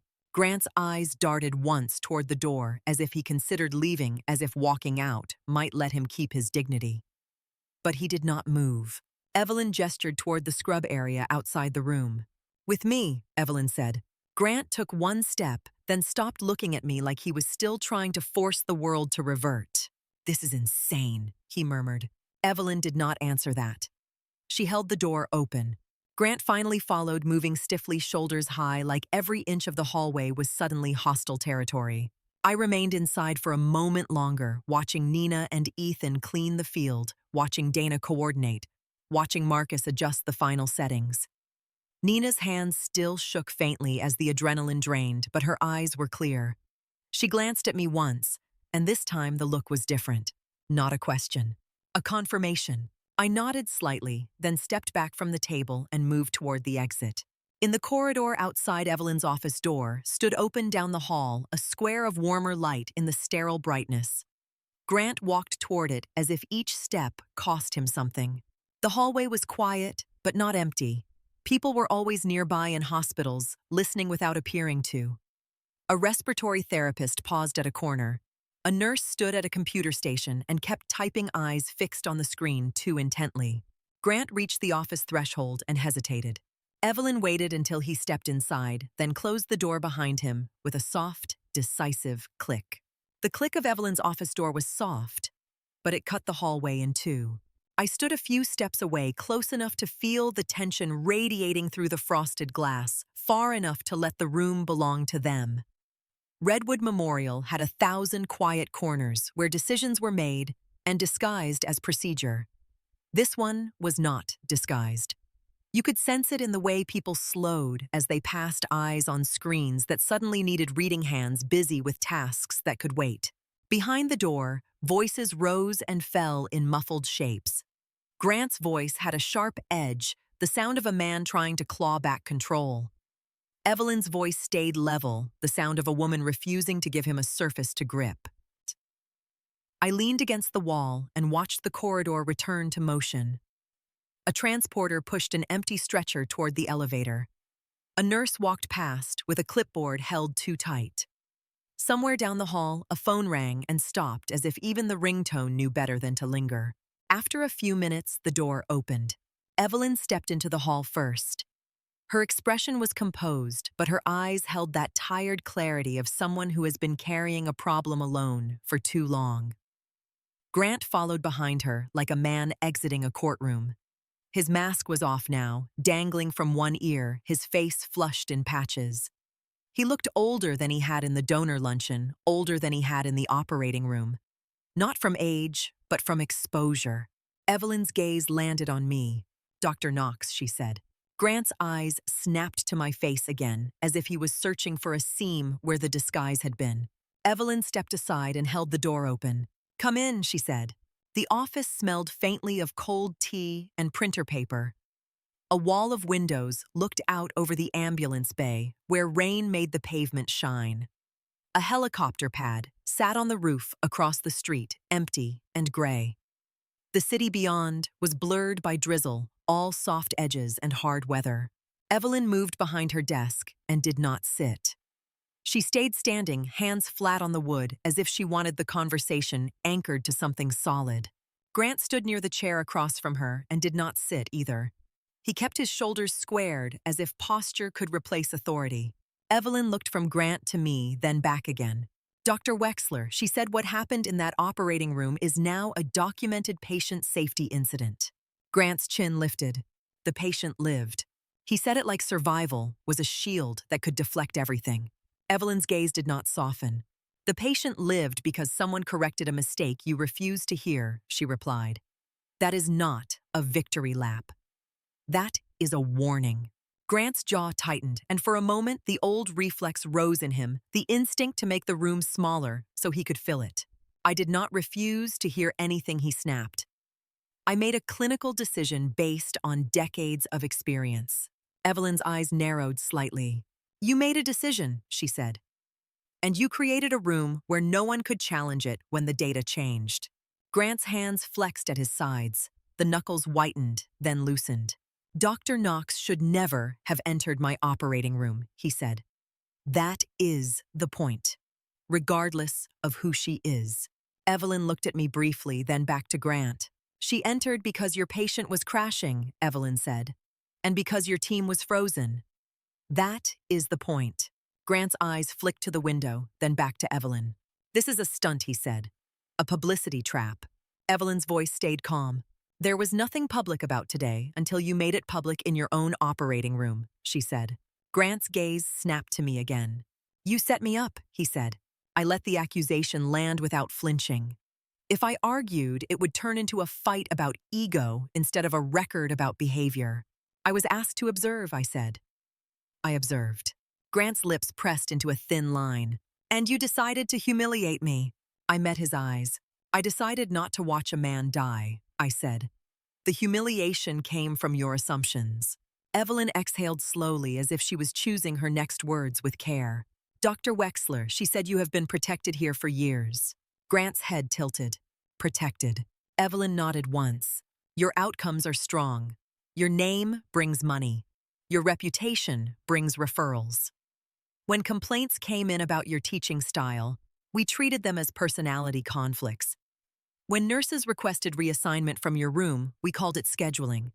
When residents stopped speaking up, we blamed stress. Grant's eyes flashed. Residents are stressed because surgery is hard. Evelyn's gaze sharpened. Surgery is hard, she agreed. Fear-based training is optional. Grant's face tightened. He looked like he wanted to interrupt, but Evelyn's tone held him in place. Dr. Knox came here with an offer that would change this hospital, Evelyn said. She also came with a condition. She would not attach her name to a place that trains surgeons by breaking them. Grant's eyes flicked toward me, then away. I do not break anyone. I did not raise my voice. I did not need to. You teach people to survive you, I said. Not to learn. Grant turned back to Evelyn, faster now, defensive. This is subjective. You cannot remove me based on vibe. Evelyn's mouth tightened slightly, not amused. This is not vibe, she said. It is patient safety. It is staff retention. It is the culture that decides whether the right person speaks up when seconds matter. Grant took a breath, the kind of breath people take when they are trying to stop their voice from cracking. My department saves lives. Evelyn held his gaze. So does mine, she said. And mine includes the lives of the people you train. Silence settled for a moment. Outside the window, a stretcher rolled toward the ambulance bay doors. A paramedic pulled up his hood against the rain. Grant's eyes drifted down, not in defeat exactly, but in recalculation. His voice came quieter. What do you want from me? Evelyn leaned forward slightly. I want you to acknowledge reality, she said. I want you to take responsibility for what your leadership creates. Then I want you to change it. Grant's eyes narrowed. Change it into what? I stepped closer, keeping my voice steady. Into a room where your resident can say the clamp is wrong. Without worrying, you will ruin her career, I said. Into a department where nurses speak up because they are expected to, not because they are desperate. Grant's jaw clenched. So I am the villain now. Evelyn's gaze softened only a fraction, not in sympathy, but in precision. You are a surgeon with exceptional hands and a destructive style, she said. You can be both. You have been both. Grant's face twitched as if he wanted to argue, then stopped. Something in him shifted, subtle, almost imperceptible. He looked less like a man preparing to win and more like a man trying to understand how he got here. He stared at his own hands for a moment as if they had betrayed him. The hands that had built his reputation. The hands that had saved people. The hands that had refused to move a clamp because pride told him he could not be wrong. Evelyn's voice did not move around the decision. It landed directly on it. Here are your options, she said. You resign as chief of surgery, effective immediately. Or you remain under review with Dr. Knox, overseeing a structured transformation of this department's training culture and safety practices. Grant's head snapped up. Overseeing. Evelyn nodded. Yes, she said. You do not get to change in private and ask us to trust it. You change in the open with accountability, or you step aside. Grant's eyes narrowed again, the old instinct to push back. I will not be supervised like a child. Evelyn's gaze held him. Then you will not be chief. Grant's lips parted, then closed. He looked at the door as if leaving might restore the world. It would not. He turned back, voice strained. And if I say no to both? Evelyn's answer was quiet. Then the board says it for you. The word board changed his posture. Grant had fought residents and nurses and younger attendings for years because he could. The board was different. The board held the keys to what he valued. Grant's face went pale around the mouth. This is because she embarrassed me in my own room. Evelyn did not blink. This is because you nearly killed a patient while your team watched in silence, she said. I watched Grant absorb that. His eyes flicked once toward me, then away. Pride surged, then hesitated. He looked like a man trying to decide which pain he feared more. The pain of changing or the pain of losing everything. His voice dropped. What does she want? He meant me, but he could not make himself say my name. I answered anyway. I want your team to be safe enough to be honest, I said. And I want your patients to benefit from that honesty every time. Grant's throat moved with a swallow. And you think I am the only problem? I did not take the bait. I think you are the clearest symbol of the problem, I said. Institutions do not change by hoping a strong personality becomes kinder. They change when the strongest personality becomes accountable. Grant stared at me. Accountable. The word seemed to irritate him and tempt him at the same time. Evelyn's eyes softened just barely. Grant, she said you have taught people to fear you. Fear makes them quiet. Quiet makes them slow. Slow makes them wrong when they most need to be right. Grant's breath came shallow. I made them excellent. Nina Alvarez became excellent in spite of fear, I said. Not because of it. Grant's jaw tightened again, but his voice came out less certain. She should not have spoken to me that way. I leaned forward slightly. She spoke to you about physiology while a man was dying, I said. The fact that you heard disrespect instead of data is the problem. Grant's eyes sharpened, then softened. That softness looked like exhaustion. For a long moment, he said nothing. The rain tapped the window softly, persistent. Then he asked the question that sounded nothing like Grant Wexler from the donor luncheon. What do I do? The words were simple, but they carried the weight of a man who had never asked for help without disguising it as instruction. Evelyn's gaze shifted to me. I held Grant's eyes. You start by apologizing to your team, I said. Not as a performance, not with excuses. A real apology that acknowledges what you created. Grant's mouth tightened. I do not apologize. His voice was automatic, a reflex from years of never backing down. Evelyn's tone did not change. Then you resign. Grant's nostrils flared. He looked trapped, and for the first time, he did not look dangerous. He looked human. He swallowed again. Fine, he said too fast. Fine. I will do it. I did not nod. I did not accept the promise. Promises in places like this are easy. Behavior is not. Evelyn glanced at the clock on the wall. We are doing a debrief in 30 minutes, she said. Essential staff only. That operating room team. You will be there. Grant's jaw clenched. A debrief? Yes, Evelyn said. In the daylight. With everyone who was in that room. No yelling, no punishment, no threats.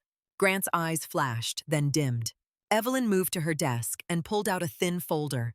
She slid it across to Grant, without drama. These are the initial changes Dr. Knox will implement, Evelyn said. Safety pause authority is active. Teaching evaluations will be reviewed with outcomes. Anonymous reporting will be routed outside your chain of command. Grant stared at the folder like it was a foreign object. Anonymous reporting. Evelyn held his gaze. If you want honesty, you have to protect it. Grant's voice went tight again. This is going to turn into people complaining because I make them work. I spoke evenly. Some people will complain because you make them work, I said. Some will report because you humiliate them for trying. We will separate those things by listening by pattern, by evidence. Grant's eyes narrowed. Evidence. I nodded once. Yes, I said. Evidence. Evelyn's posture eased slightly, as if the first stone had been placed. We will meet again in a week, she said, and in a month. And we will measure change. Grant's eyes flicked up. Measure. Evelyn's voice stayed calm. Speak up frequency. Staff retention. Incident reports. Resident evaluations. Patient safety events. We will look at what your culture costs. Grant's mouth tightened. He wanted to argue with the metrics and could not. Metrics were his religion. Evelyn stepped around her desk and opened the office door. We are done for now, she said. Go wash your hands, then come back and face your team. Grant walked out without another word. In the hallway, the fluorescent lights made his face look hollow.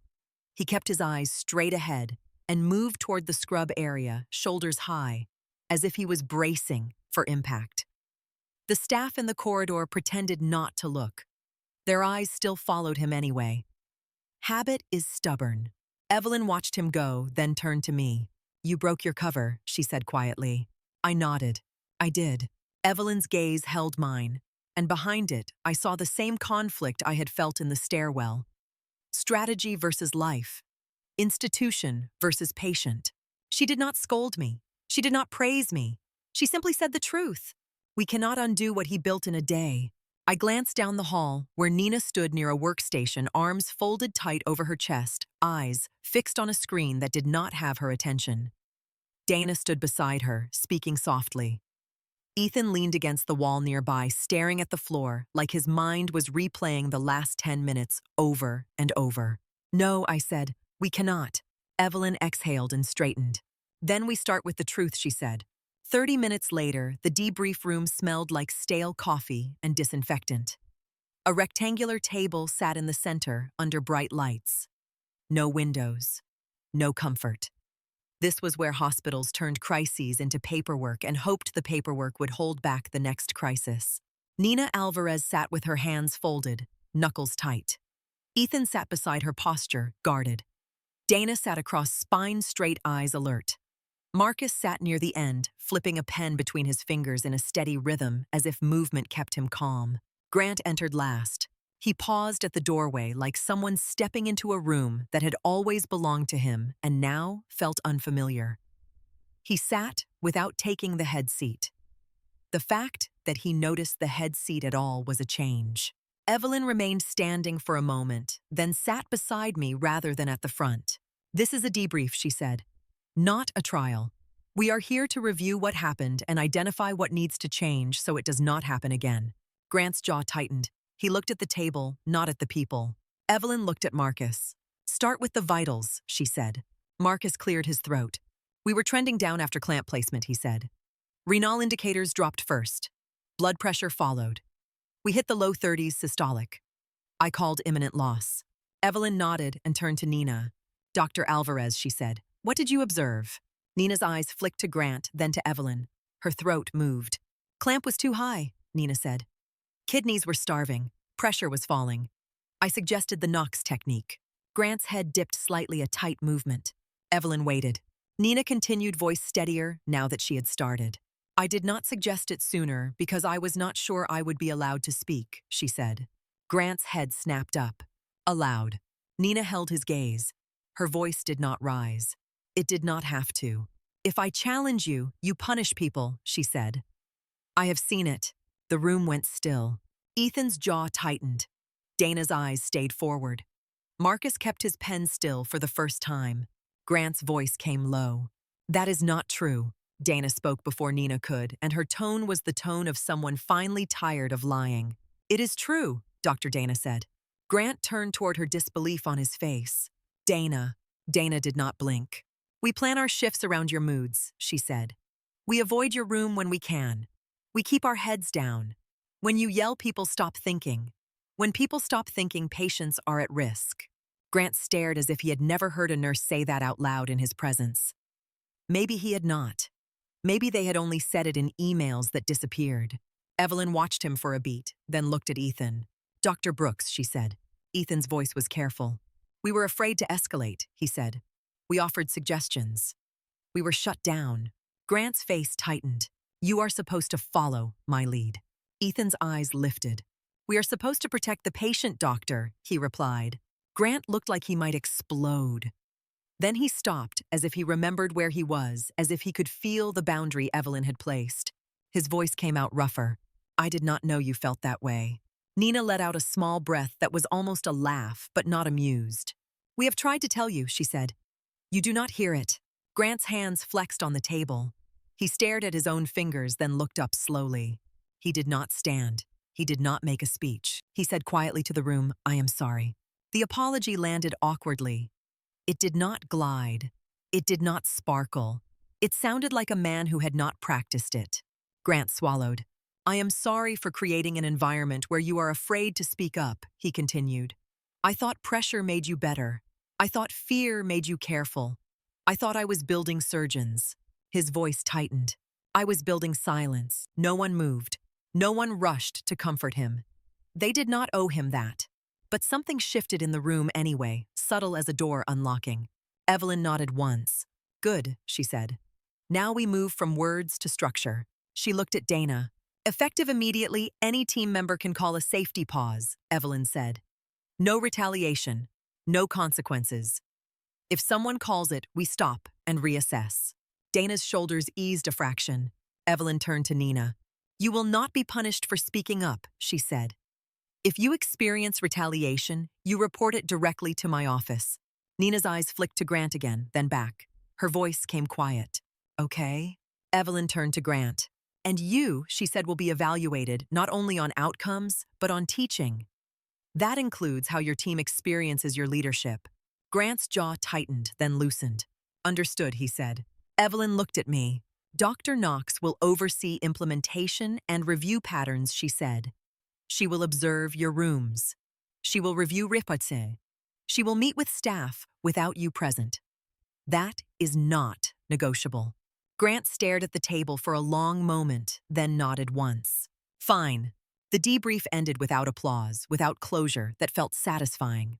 Hospitals rarely give neat endings. They give work. As people stood to leave, Nina hesitated near the door. She glanced at me, then looked down. Thank you, she said, barely audible. I did not respond with reassurance. Reassurance can sound like permission to relax too soon. I nodded once. You were right in that room, I said. Nina blinked rapidly, then turned and walked out. Dana lingered a moment longer, eyes on Grant. We will be watching, she said quietly. Grant held her gaze. You should, he replied. After everyone left, Grant remained seated for a few seconds, staring at the table like it held an answer. Evelyn stood and gathered the folders. He looked up at me suddenly. You could have destroyed me, he said, voice low. In that room, in front of everyone. I met his eyes. That would have been easy, I said. It would not have fixed anything. Grant's mouth tightened. He looked away. Evelyn opened the door. We are done, she said. Grant stood and walked out into the corridor, shoulders still tight, but his pace slower, as if the air had changed and he was learning how to move in it. I followed Evelyn back into the hallway. The surgical wing was running again. Pages overhead. Cartwheels on tile. The smell of antiseptic and coffee. At the board, near the scrub, sinks, new cases were already written in black marker names, assigned times, stamped into place. The surgical board near the scrub, sinks, filled up the way it always did. Black marker on white plastic names pressed into time slots like fate. But the air around it felt different now, not lighter exactly, just less sealed. People still moved quickly. They still kept their voices down. Habit does not evaporate because someone says sorry. Habit clings. Over the next days, the changes showed up in places that would have been invisible to donors. In room 2, a nurse called a safety pause when a medication label did not match the chart. Her voice was steady. It was not brave or dramatic. It was normal, which was new. Grant turned his head. The old flash of irritation rose in his eyes. Then he stopped himself, blinked once, and held out his hand. Show me, he said. The nurse pointed to the label. Marcus confirmed. The antibiotic was swapped. The case continued. No one got yelled at. No one got punished for being right. Nina noticed. You could see it in the way her shoulders loosened a fraction when she spoke. Not all at once. Not like a switch, but like a knot slowly untying. During rounds one morning, she presented a plan for a complicated bowel injury and added quiet but clear. I think we should involve vascular early because the CT suggests a branch vessel risk. Grant's eyes narrowed for a heartbeat reflex. Then he nodded. Call them, he said. Ethan's brows lifted. Dana's mouth twitched. Nina did not smile. She just wrote it down and kept going as if the permission to think out loud was a tool she was learning to hold. Grant still had sharp edges. In the middle of a long case, he snapped once at a tech for being slow with a suction tip. The tech flinched. The room tightened. Then Grant stopped, exhaled through his nose, and said softer, I am frustrated. I need suction now. Please. It was not a miracle. It was a correction, clumsy and real. Afterward, Dana spoke to him near the supply room. Her voice was quiet the way nurses speak when they are telling a surgeon something he does not want to hear. You did it again, she said. Grant stared at the floor for a moment, then nodded once. I did, he replied. Tell me when I do. Every time. Dana studied him, suspicious and tired. "We will," she said. He did not argue. Evelyn Price kept her distance in public and her pressure in private. She pulled metrics without fanfare. She read anonymous reports without gossip. She called Grant into her office once and shut the door and sent him back out looking like he had swallowed something hard. And I watched. Not from a gallery now, not behind glass. I walked the halls with my badge no longer blank, my name now spoken in whispers and stares. The legend had leaked into the building, and people reacted the way they always do when power changes hands. Some became overly polite. Some became resentful. Some avoided me like I was a test. I tried to stay close to the places where truth did not care about status. One afternoon, I found Nina in the resident lounge, staring at a stack of charts without reading them. Her coffee sat untouched, cold. "You okay?" I asked. She looked up fast, then relaxed when she saw it was me. "I keep waiting for it to snap back," she said. "For what?" "For him to punish me," she replied. "For speaking, for existing too loudly." She said it with a half laugh that held no humor, then looked down at her hands. "When you live in a room that is always tense," she said, "you start thinking tension is normal." I sat across from her. "You were right in that room," I said again. Nina swallowed. "Being right is not the same as being safe," she said. "Not yet," I agreed. The word yet did not promise anything. It simply acknowledged reality. That same evening, Ethan found me near the scrub sinks as the day finally slowed. His shoulders were hunched with exhaustion. "He is trying," Ethan said quietly. I nodded. "Trying is measurable," I replied. "The pattern changes, or it does not." Ethan looked down the hall where Grant was walking with a chart in hand, speaking to a nurse without raising his voice. Ethan's face held something like disbelief. "I have never seen him ask a nurse a question," he said. Grant asked, the nurse answered, and Grant listened. Ethan exhaled. "That feels like a bigger miracle than any technique," he murmured. A pager chirped in the distance, sharp and insistent. The calm of the hallway tightened instantly like a rope pulled taut. Dana's voice rose from the charge desk. "Trauma incoming. Major MVC, multiple injuries. They are bringing him up now." The unit shifted. People moved without being told. The sound of wheels on tile grew louder. A transporter rushed past, pushing a stretcher with a man strapped down, face-swollen skin, pale beneath the straps. His chest rose and fell too fast. Blood seeped through a dressing at his abdomen. An oxygen mask fogged with each breath. Marcus appeared at the head of the bed, already talking. "We have massive internal trauma," he said. "Hypotensive despite fluids. Suspected pelvic bleed, possible liver laceration, vascular injury." Grant stepped in beside him, eyes scanning. "Get me scans," Grant said. "Now." Dana was already moving. "Room 4, she called. Prep for combined, cell saver, massive transfusion protocol." Nina fell into place at Grant's shoulder. Ethan moved behind them. A second team hovered uncertain, waiting for instruction. I watched the monitors, the numbers sliding, and saw the shape of a case that did not care who was chief. Grant looked at the CT images when they came up on the screen in the corridor. His face tightened. "This is bad," he said. The words were simple. For Grant, they were an admission. He traced the scan with his finger. "We have vascular compromise here," he said, "and organ damage here. We cannot do this sequentially." "He will not tolerate time." Marcus nodded. "He is barely tolerating the hallway," Marcus said. Grant's eyes flicked to me. Not with contempt now, with calculation and something underneath it that looked like reluctance. "We need 2, he said. He did not say it like a request. He said it like a fact he did not want. I stepped closer to the screen. "We operate together," I said. Grant's jaw clenched.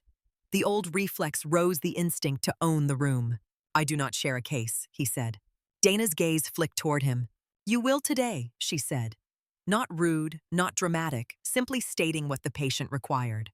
Grant looked like he might snap. Then his eyes went back to the monitor numbers, to the reality he could not intimidate. "Fine," he said. He said it to the air, not to me. In the scrub area, we washed in silence, water running over our hands like a vow. Grant's movements were brisk, precise. Mine were the same.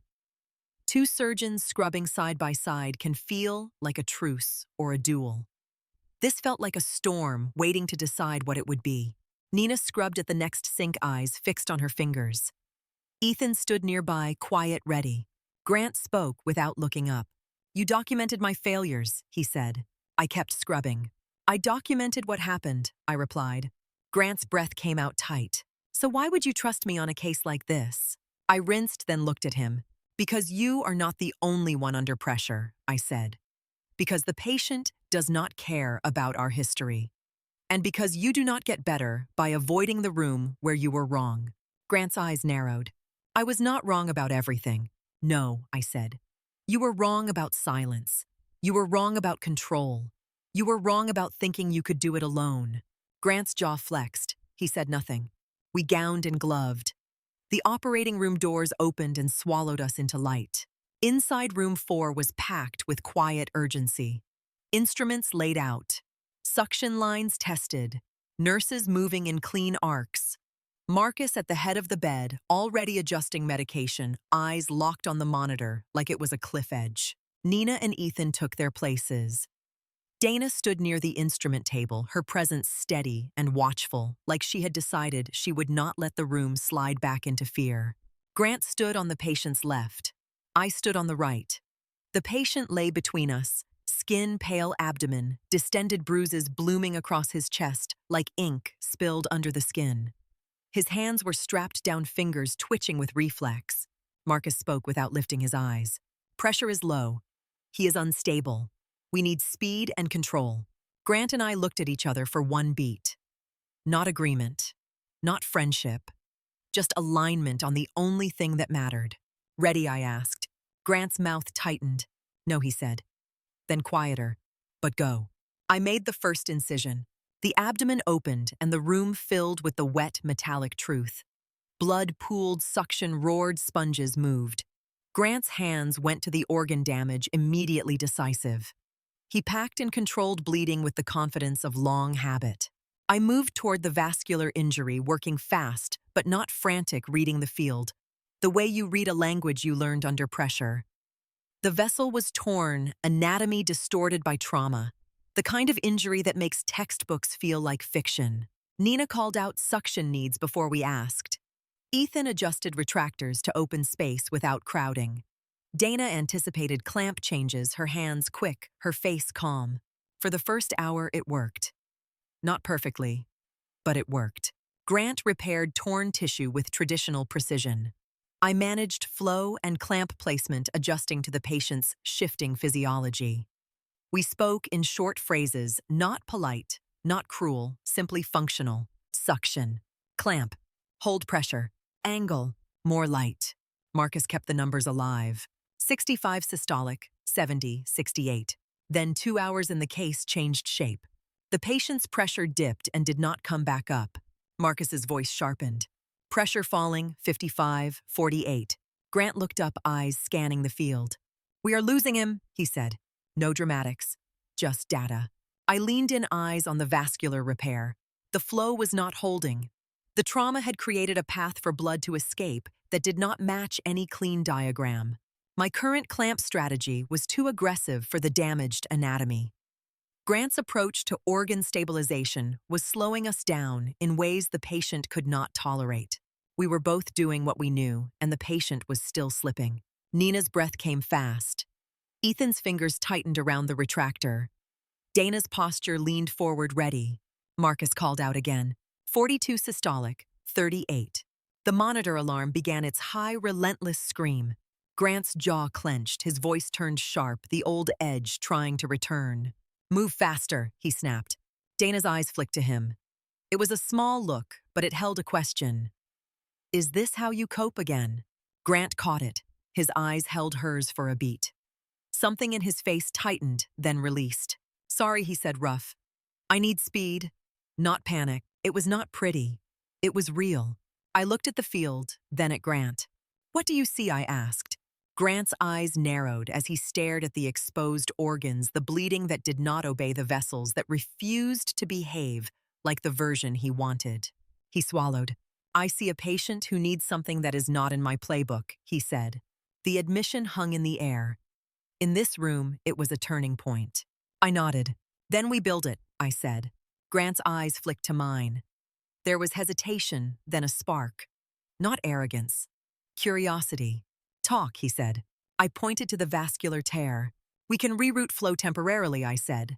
Lower clamp pressure, shift placement to maintain perfusion, but we time it around your organ stabilization. We do it in phases, not continuous.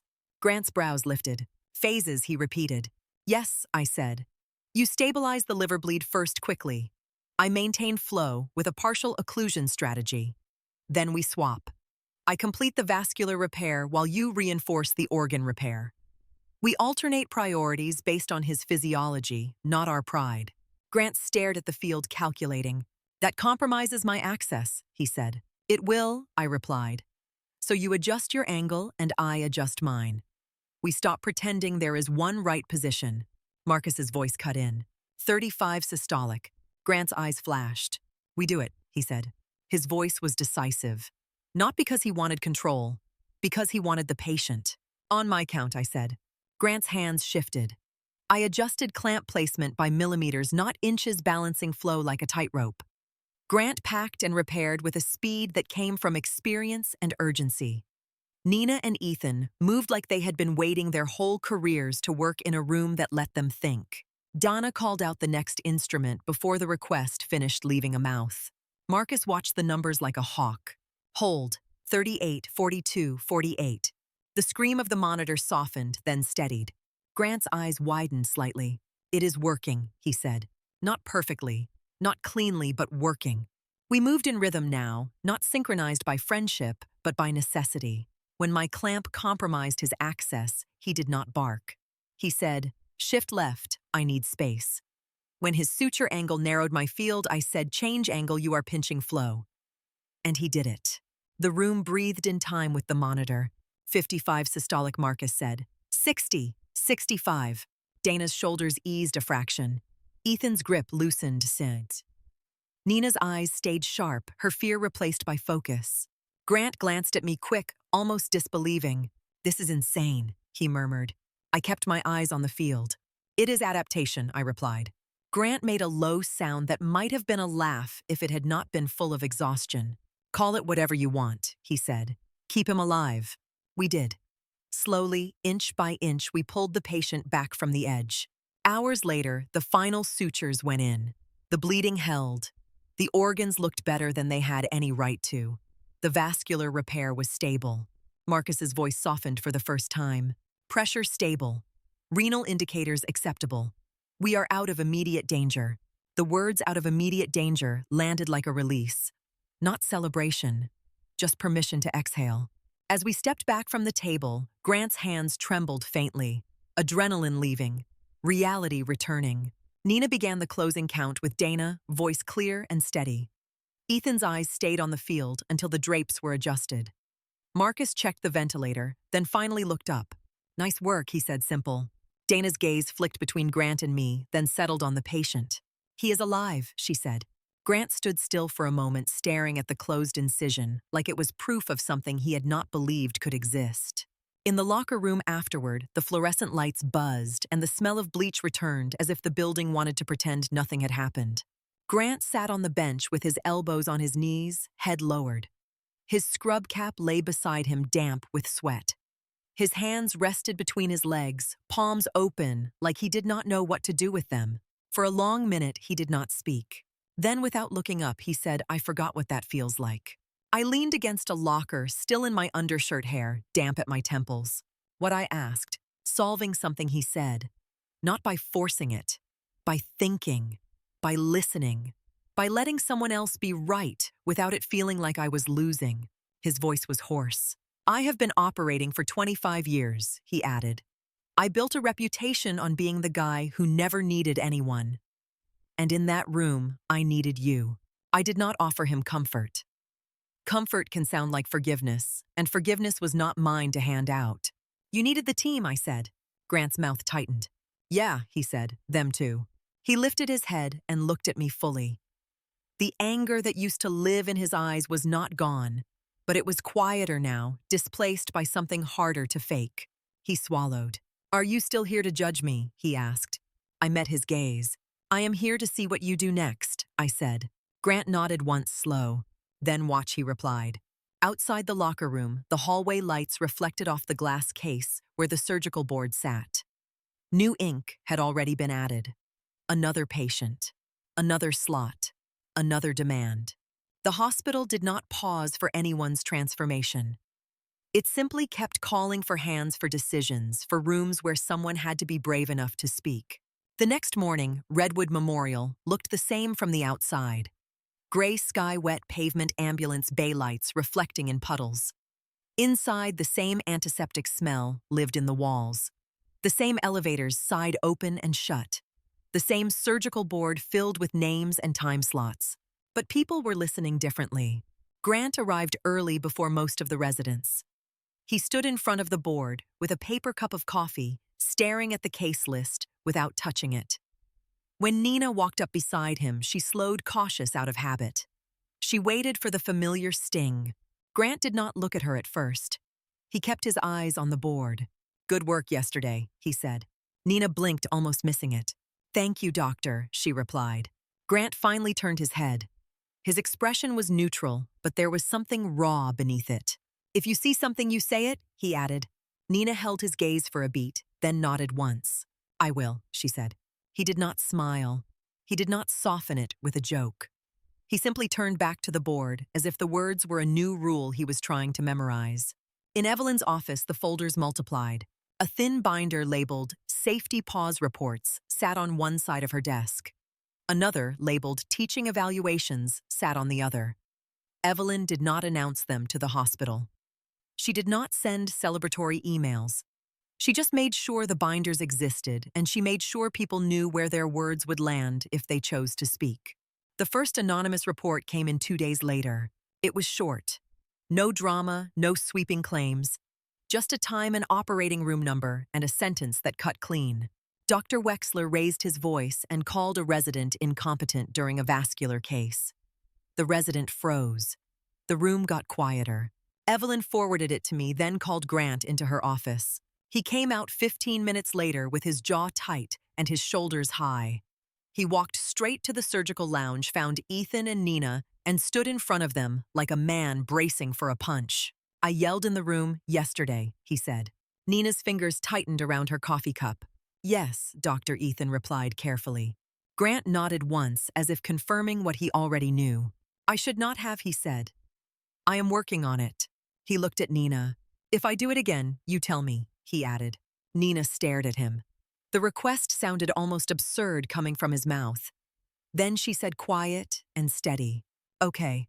Grant held her gaze for a moment longer than necessary, then turned and left. He did not ask for forgiveness. He did not try to make it lighter. He just walked away as if the only thing he could offer was the act of naming what he had done. In the operating rooms, the changes were uneven. Some days felt like the old department with a new coat of paint. Some days felt like something genuinely different trying to grow. During a cholecystectomy, a scrub tech dropped an instrument. The clatter echoed. The tech's shoulders jerked up, waiting for the snap. Grant looked over, then looked away. Get a new one, he said. That was all. The tech's breath released in a shaky exhale no one acknowledged. In another case, a junior resident hesitated over a clamp choice. Grant's eyes narrowed, the old reflex rising. His voice sharpened, and for a heartbeat the room tightened. Then he stopped himself. He took a breath and lowered his tone. Talk me through your reasoning, he said. The resident blinked, startled by the request. He answered. Grant listened. Dana Reed stood at the instrument table, watching Grant the way she always had, except now she was watching for a different reason. She was watching for proof of consistency, not proof of danger. Afterward, she caught me near the scrub sinks. He is trying, she said. I nodded. Trying counts, I replied. Patterns count more. Dana's eyes stayed on the doors of the operating suite. He is not used to anyone watching his patterns, she said. Neither is the hospital, I said. The board meeting came the following week. Evelyn sat at the far end of a long table in a room that smelled faintly of polished wood and money. The board members wore suits and spoke in quiet, careful voices. There were graphs on the screen, retention rates, outcome metrics, donor projections. Grant sat beside Evelyn, stiff in his chair. He looked like a man forced to attend his own trial. I sat on the other side, a notebook in front of me, untouched. A board member with silver hair and a calm smile folded his hands.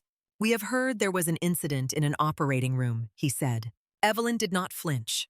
"There was a near miss," she replied. "And there was an intervention that prevented it from becoming an adverse outcome." The board member nodded as if hearing an acceptable answer. "And the patient," he asked. "Recovered," Evelyn said. "With renal function preserved." Another board member leaned forward. "So the system worked," she said. Evelyn's eyes held hers. "The patient lived despite the system," Evelyn replied. "The system nearly failed because people were afraid to speak." The room went quiet. Grant's jaw tightened. He did not interrupt. The board member glanced at Grant. "Dr. Wexler has excellent outcomes," he said. "The hospital has benefited from his leadership." Evelyn nodded once. "Yes," she said. "And we have paid for it in other ways." She gestured to the screen. A chart appeared: resident turnover, nursery assignment requests, anonymous survey responses. "We have a culture problem that is measurable," Evelyn said. "It affects training staff, retention, and patient safety." A board member frowned slightly. "Culture is difficult to quantify." Evelyn's voice stayed calm. "We have incident reports that correlate with silence. We have near misses that were not reported until after the fact. We have residents who admit they have stayed quiet during critical moments because they feared retaliation."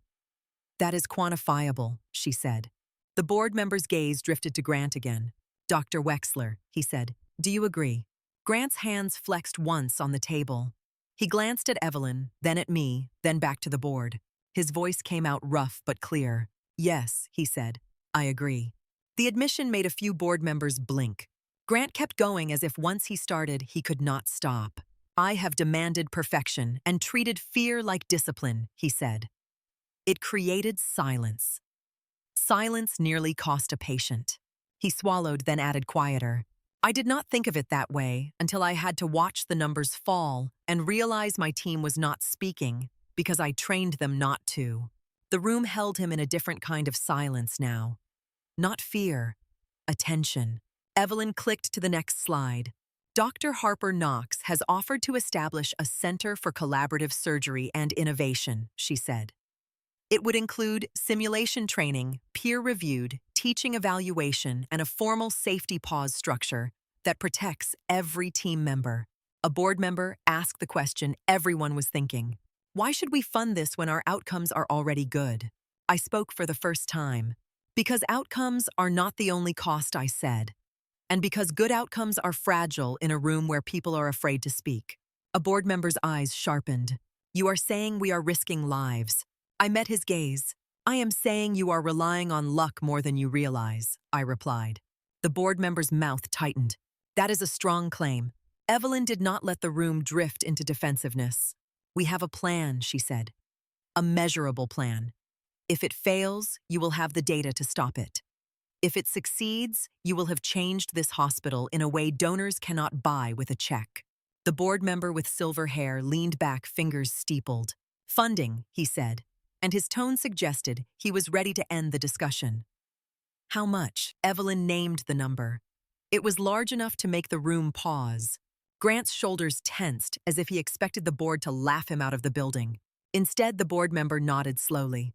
"We will vote," he said. The vote passed. Not unanimously, not enthusiastically, but it passed. When we left the room, Grant walked beside me down the hallway, lined with framed photos of past chiefs. Men in white coats, stiff smiles, hands clasped like they were holding the future. Grant stopped in front of his own photo taken 2 years earlier at a gala. He looked younger in it, more certain, less human. He stared at the picture and spoke without looking at me. "I built my career on being the man people could trust in a crisis," he said. I nodded. "You are," I replied. Grant's jaw tightened. "And I made it so no one trusted themselves around me," he added. I did not answer. He did not need me to. 6 months later, the top floor of Redwood Memorial no longer felt like an administrative attic. It felt like a place designed for work. The new center opened quietly without a ribbon cutting big enough to satisfy the marketing department. Evelyn refused the spectacle. The first day, she walked the hall with a clipboard and checked the locks herself. The simulation lab smelled like new plastic and clean rubber. Mannequins lay on tables under bright lights waiting to be cut open without anyone bleeding for real. Residents moved through scenarios with instructors watching from behind glass. Not the old kind of glass that separated the powerless from the powerful, but glass meant for learning. In the teaching room, Nina stood in front of a whiteboard. Her hair was pulled back tight. Her hands held a marker with steady fingers. She looked older than she had 6 months earlier. Not from exhaustion, but from ownership. "Today we run the scenario twice," she said to a small group of interns. "The first time you follow the attending's plan. The second time you practice calling a safety pause when the data changes. You will feel uncomfortable. That is fine." One of the interns raised a hand. "What if the attending gets mad?" he asked. Nina's eyes flicked toward the back of the room. Grant sat there, arms folded, listening. Nina faced the intern again. "Then the attending learns to handle being interrupted," she said. The intern looked unsure. Nina did not soften it for him. She pointed to the laminated card on the wall, the patient safety override policy now printed large and signed by Evelyn and the board. "That is not my opinion," Nina said. "That is policy." Grant stood after the session ended. The interns filed out quietly, wide-eyed and thoughtful. Nina capped the marker and set it down. Grant approached her and stopped at a respectful distance like he was learning where to stand. "Good job," he said. Nina blinked, then nodded once. "Thanks," she replied. Grant's mouth tightened, then he added almost awkwardly, "You were always good." Nina's eyes held his for a moment. The room was quiet. The air felt careful. Then Nina said, calm and unafraid, "I needed the room to be safe enough to be good out loud." Grant looked down at his hands, then back up. "I know," he said. He walked away without asking for absolution. There were setbacks. There always are. One afternoon, an anonymous report came in about Grant's tone during a late-night case. The report did not accuse him of cruelty. It described him cutting off a nurse mid-sentence, then dismissing a resident's concern. Evelyn sent it to Grant and to me. Grant showed up in the center's small conference room 20 minutes later, mask off, eyes tired. "I read it," he said. I nodded. "What do you think I asked?" Grant sat down hard in the chair across from me. "I think I was exhausted, and I wanted the case to end, and I forgot where I was," he said. "Forgot where you were," I repeated. "In the old version of the room," he said, voice rough. "The one where I could get away with it." He stared at the table. "I did it anyway," he added. I let the silence sit for a moment, long enough for it to be real. Then I said, "Okay. What do you do now?" Grant exhaled sharply. "I apologize," he said. "To who?" "To the nurse. To the resident. To the room," he replied. "And then," Grant's mouth tightened, "and then I learn how to stop using exhaustion as permission." He stood as if the conversation itself was a task he could complete. That evening, he walked into the resident lounge where a few interns were eating in silence. Nina sat at the counter, flipping through a journal article, eyes tired. Grant stopped at the doorway and waited until Nina looked up. Everyone got quiet. Grant did not fill the silence with power. He filled it with discomfort. "I snapped in the room today," he said. "I cut people off. I dismissed a concern. That is on me." He swallowed, then looked at the interns, at Nina, at the tired faces that used to look away when he spoke. "I am sorry," he said. "It will not be fixed by one sentence. But I am not ignoring it." The interns stared. Nina held his gaze. "Okay," she said quietly. Grant nodded once and left. No one clapped. No one smiled. But the room did not feel smaller afterward. It felt like it had a little more air. Years moved in a way hospitals understand, one case at a time. The center began to attract applicants from outside Portland. Fellows came from across the country. They arrived with their own scars, their own quiet stories, their own practiced ways of keeping their heads down. On the first day of orientation, Evelyn stood at the front of the lecture room. Dana Reed sat in the front row beside Marcus Lee. Ethan leaned against the back wall, arms folded, watching faces the way senior residents do. Nina sat near the aisle with a notebook open. Grant sat near the front, not at the podium. I stood up, looked across the room at the new faces, and let the silence settle until it belonged to everyone. One of the fellows, a woman with a tight ponytail and tired eyes, raised her hand. "Dr. Knox," she asked, "why did you come here in the first place?" I looked at her for a beat, then answered without turning it into a speech.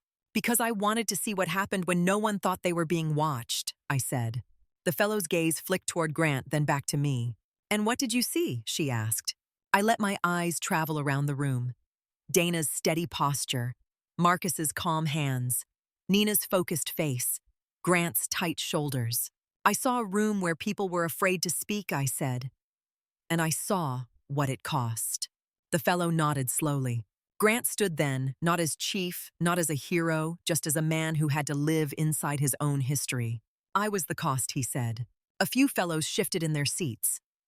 No one laughed. Grant continued, voice low. "I used to think surgery was about being unshakable," he said. "I thought if I never admitted uncertainty, no one would doubt me. So I punished questions. I punished hesitation. I punished people who made me feel challenged." His fingers flexed once at his side. "Then I watched a patient crash while my team went quiet," he said. "And I realized the quiet was mine." He looked at the fellow's eyes clear. "If you ever work with someone like the person I used to be," he said, "do not confuse silence with safety." The room held him, not with admiration, with attention. I stepped closer to the podium and spoke again softer. "In this place, you will learn techniques," I said. "You will learn clamp placement, suturing, repair strategy. You will also learn what a room feels like when people are allowed to tell the truth." A fellow in the second row whispered something to the person beside him. Nina heard it and smiled faintly, the smallest curve of her mouth. Grant sat back down, shoulders still tight, but his eyes steady. After orientation, the fellows filed out into the hallway, where the center's glass walls reflected their faces, back at them, a corridor of new beginnings. In the conference room next door, a video screen sat ready for the first case review. The file name on it was plain, no drama. Ruptured A Redwood Memorial Room 4. Nina paused near the doorway, then looked at me. "Do we show them?" she asked. I nodded. "Yes," I said. Grant walked past us, heading toward the operating suite, scrub cap in hand. He stopped for a moment, turning his head back as if he had forgotten something. His eyes met mine.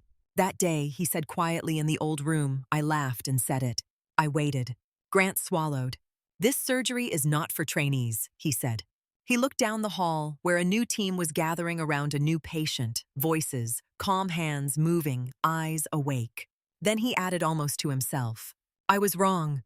He turned and walked toward the operating room without another word, and the hallway swallowed him into the work that never stopped.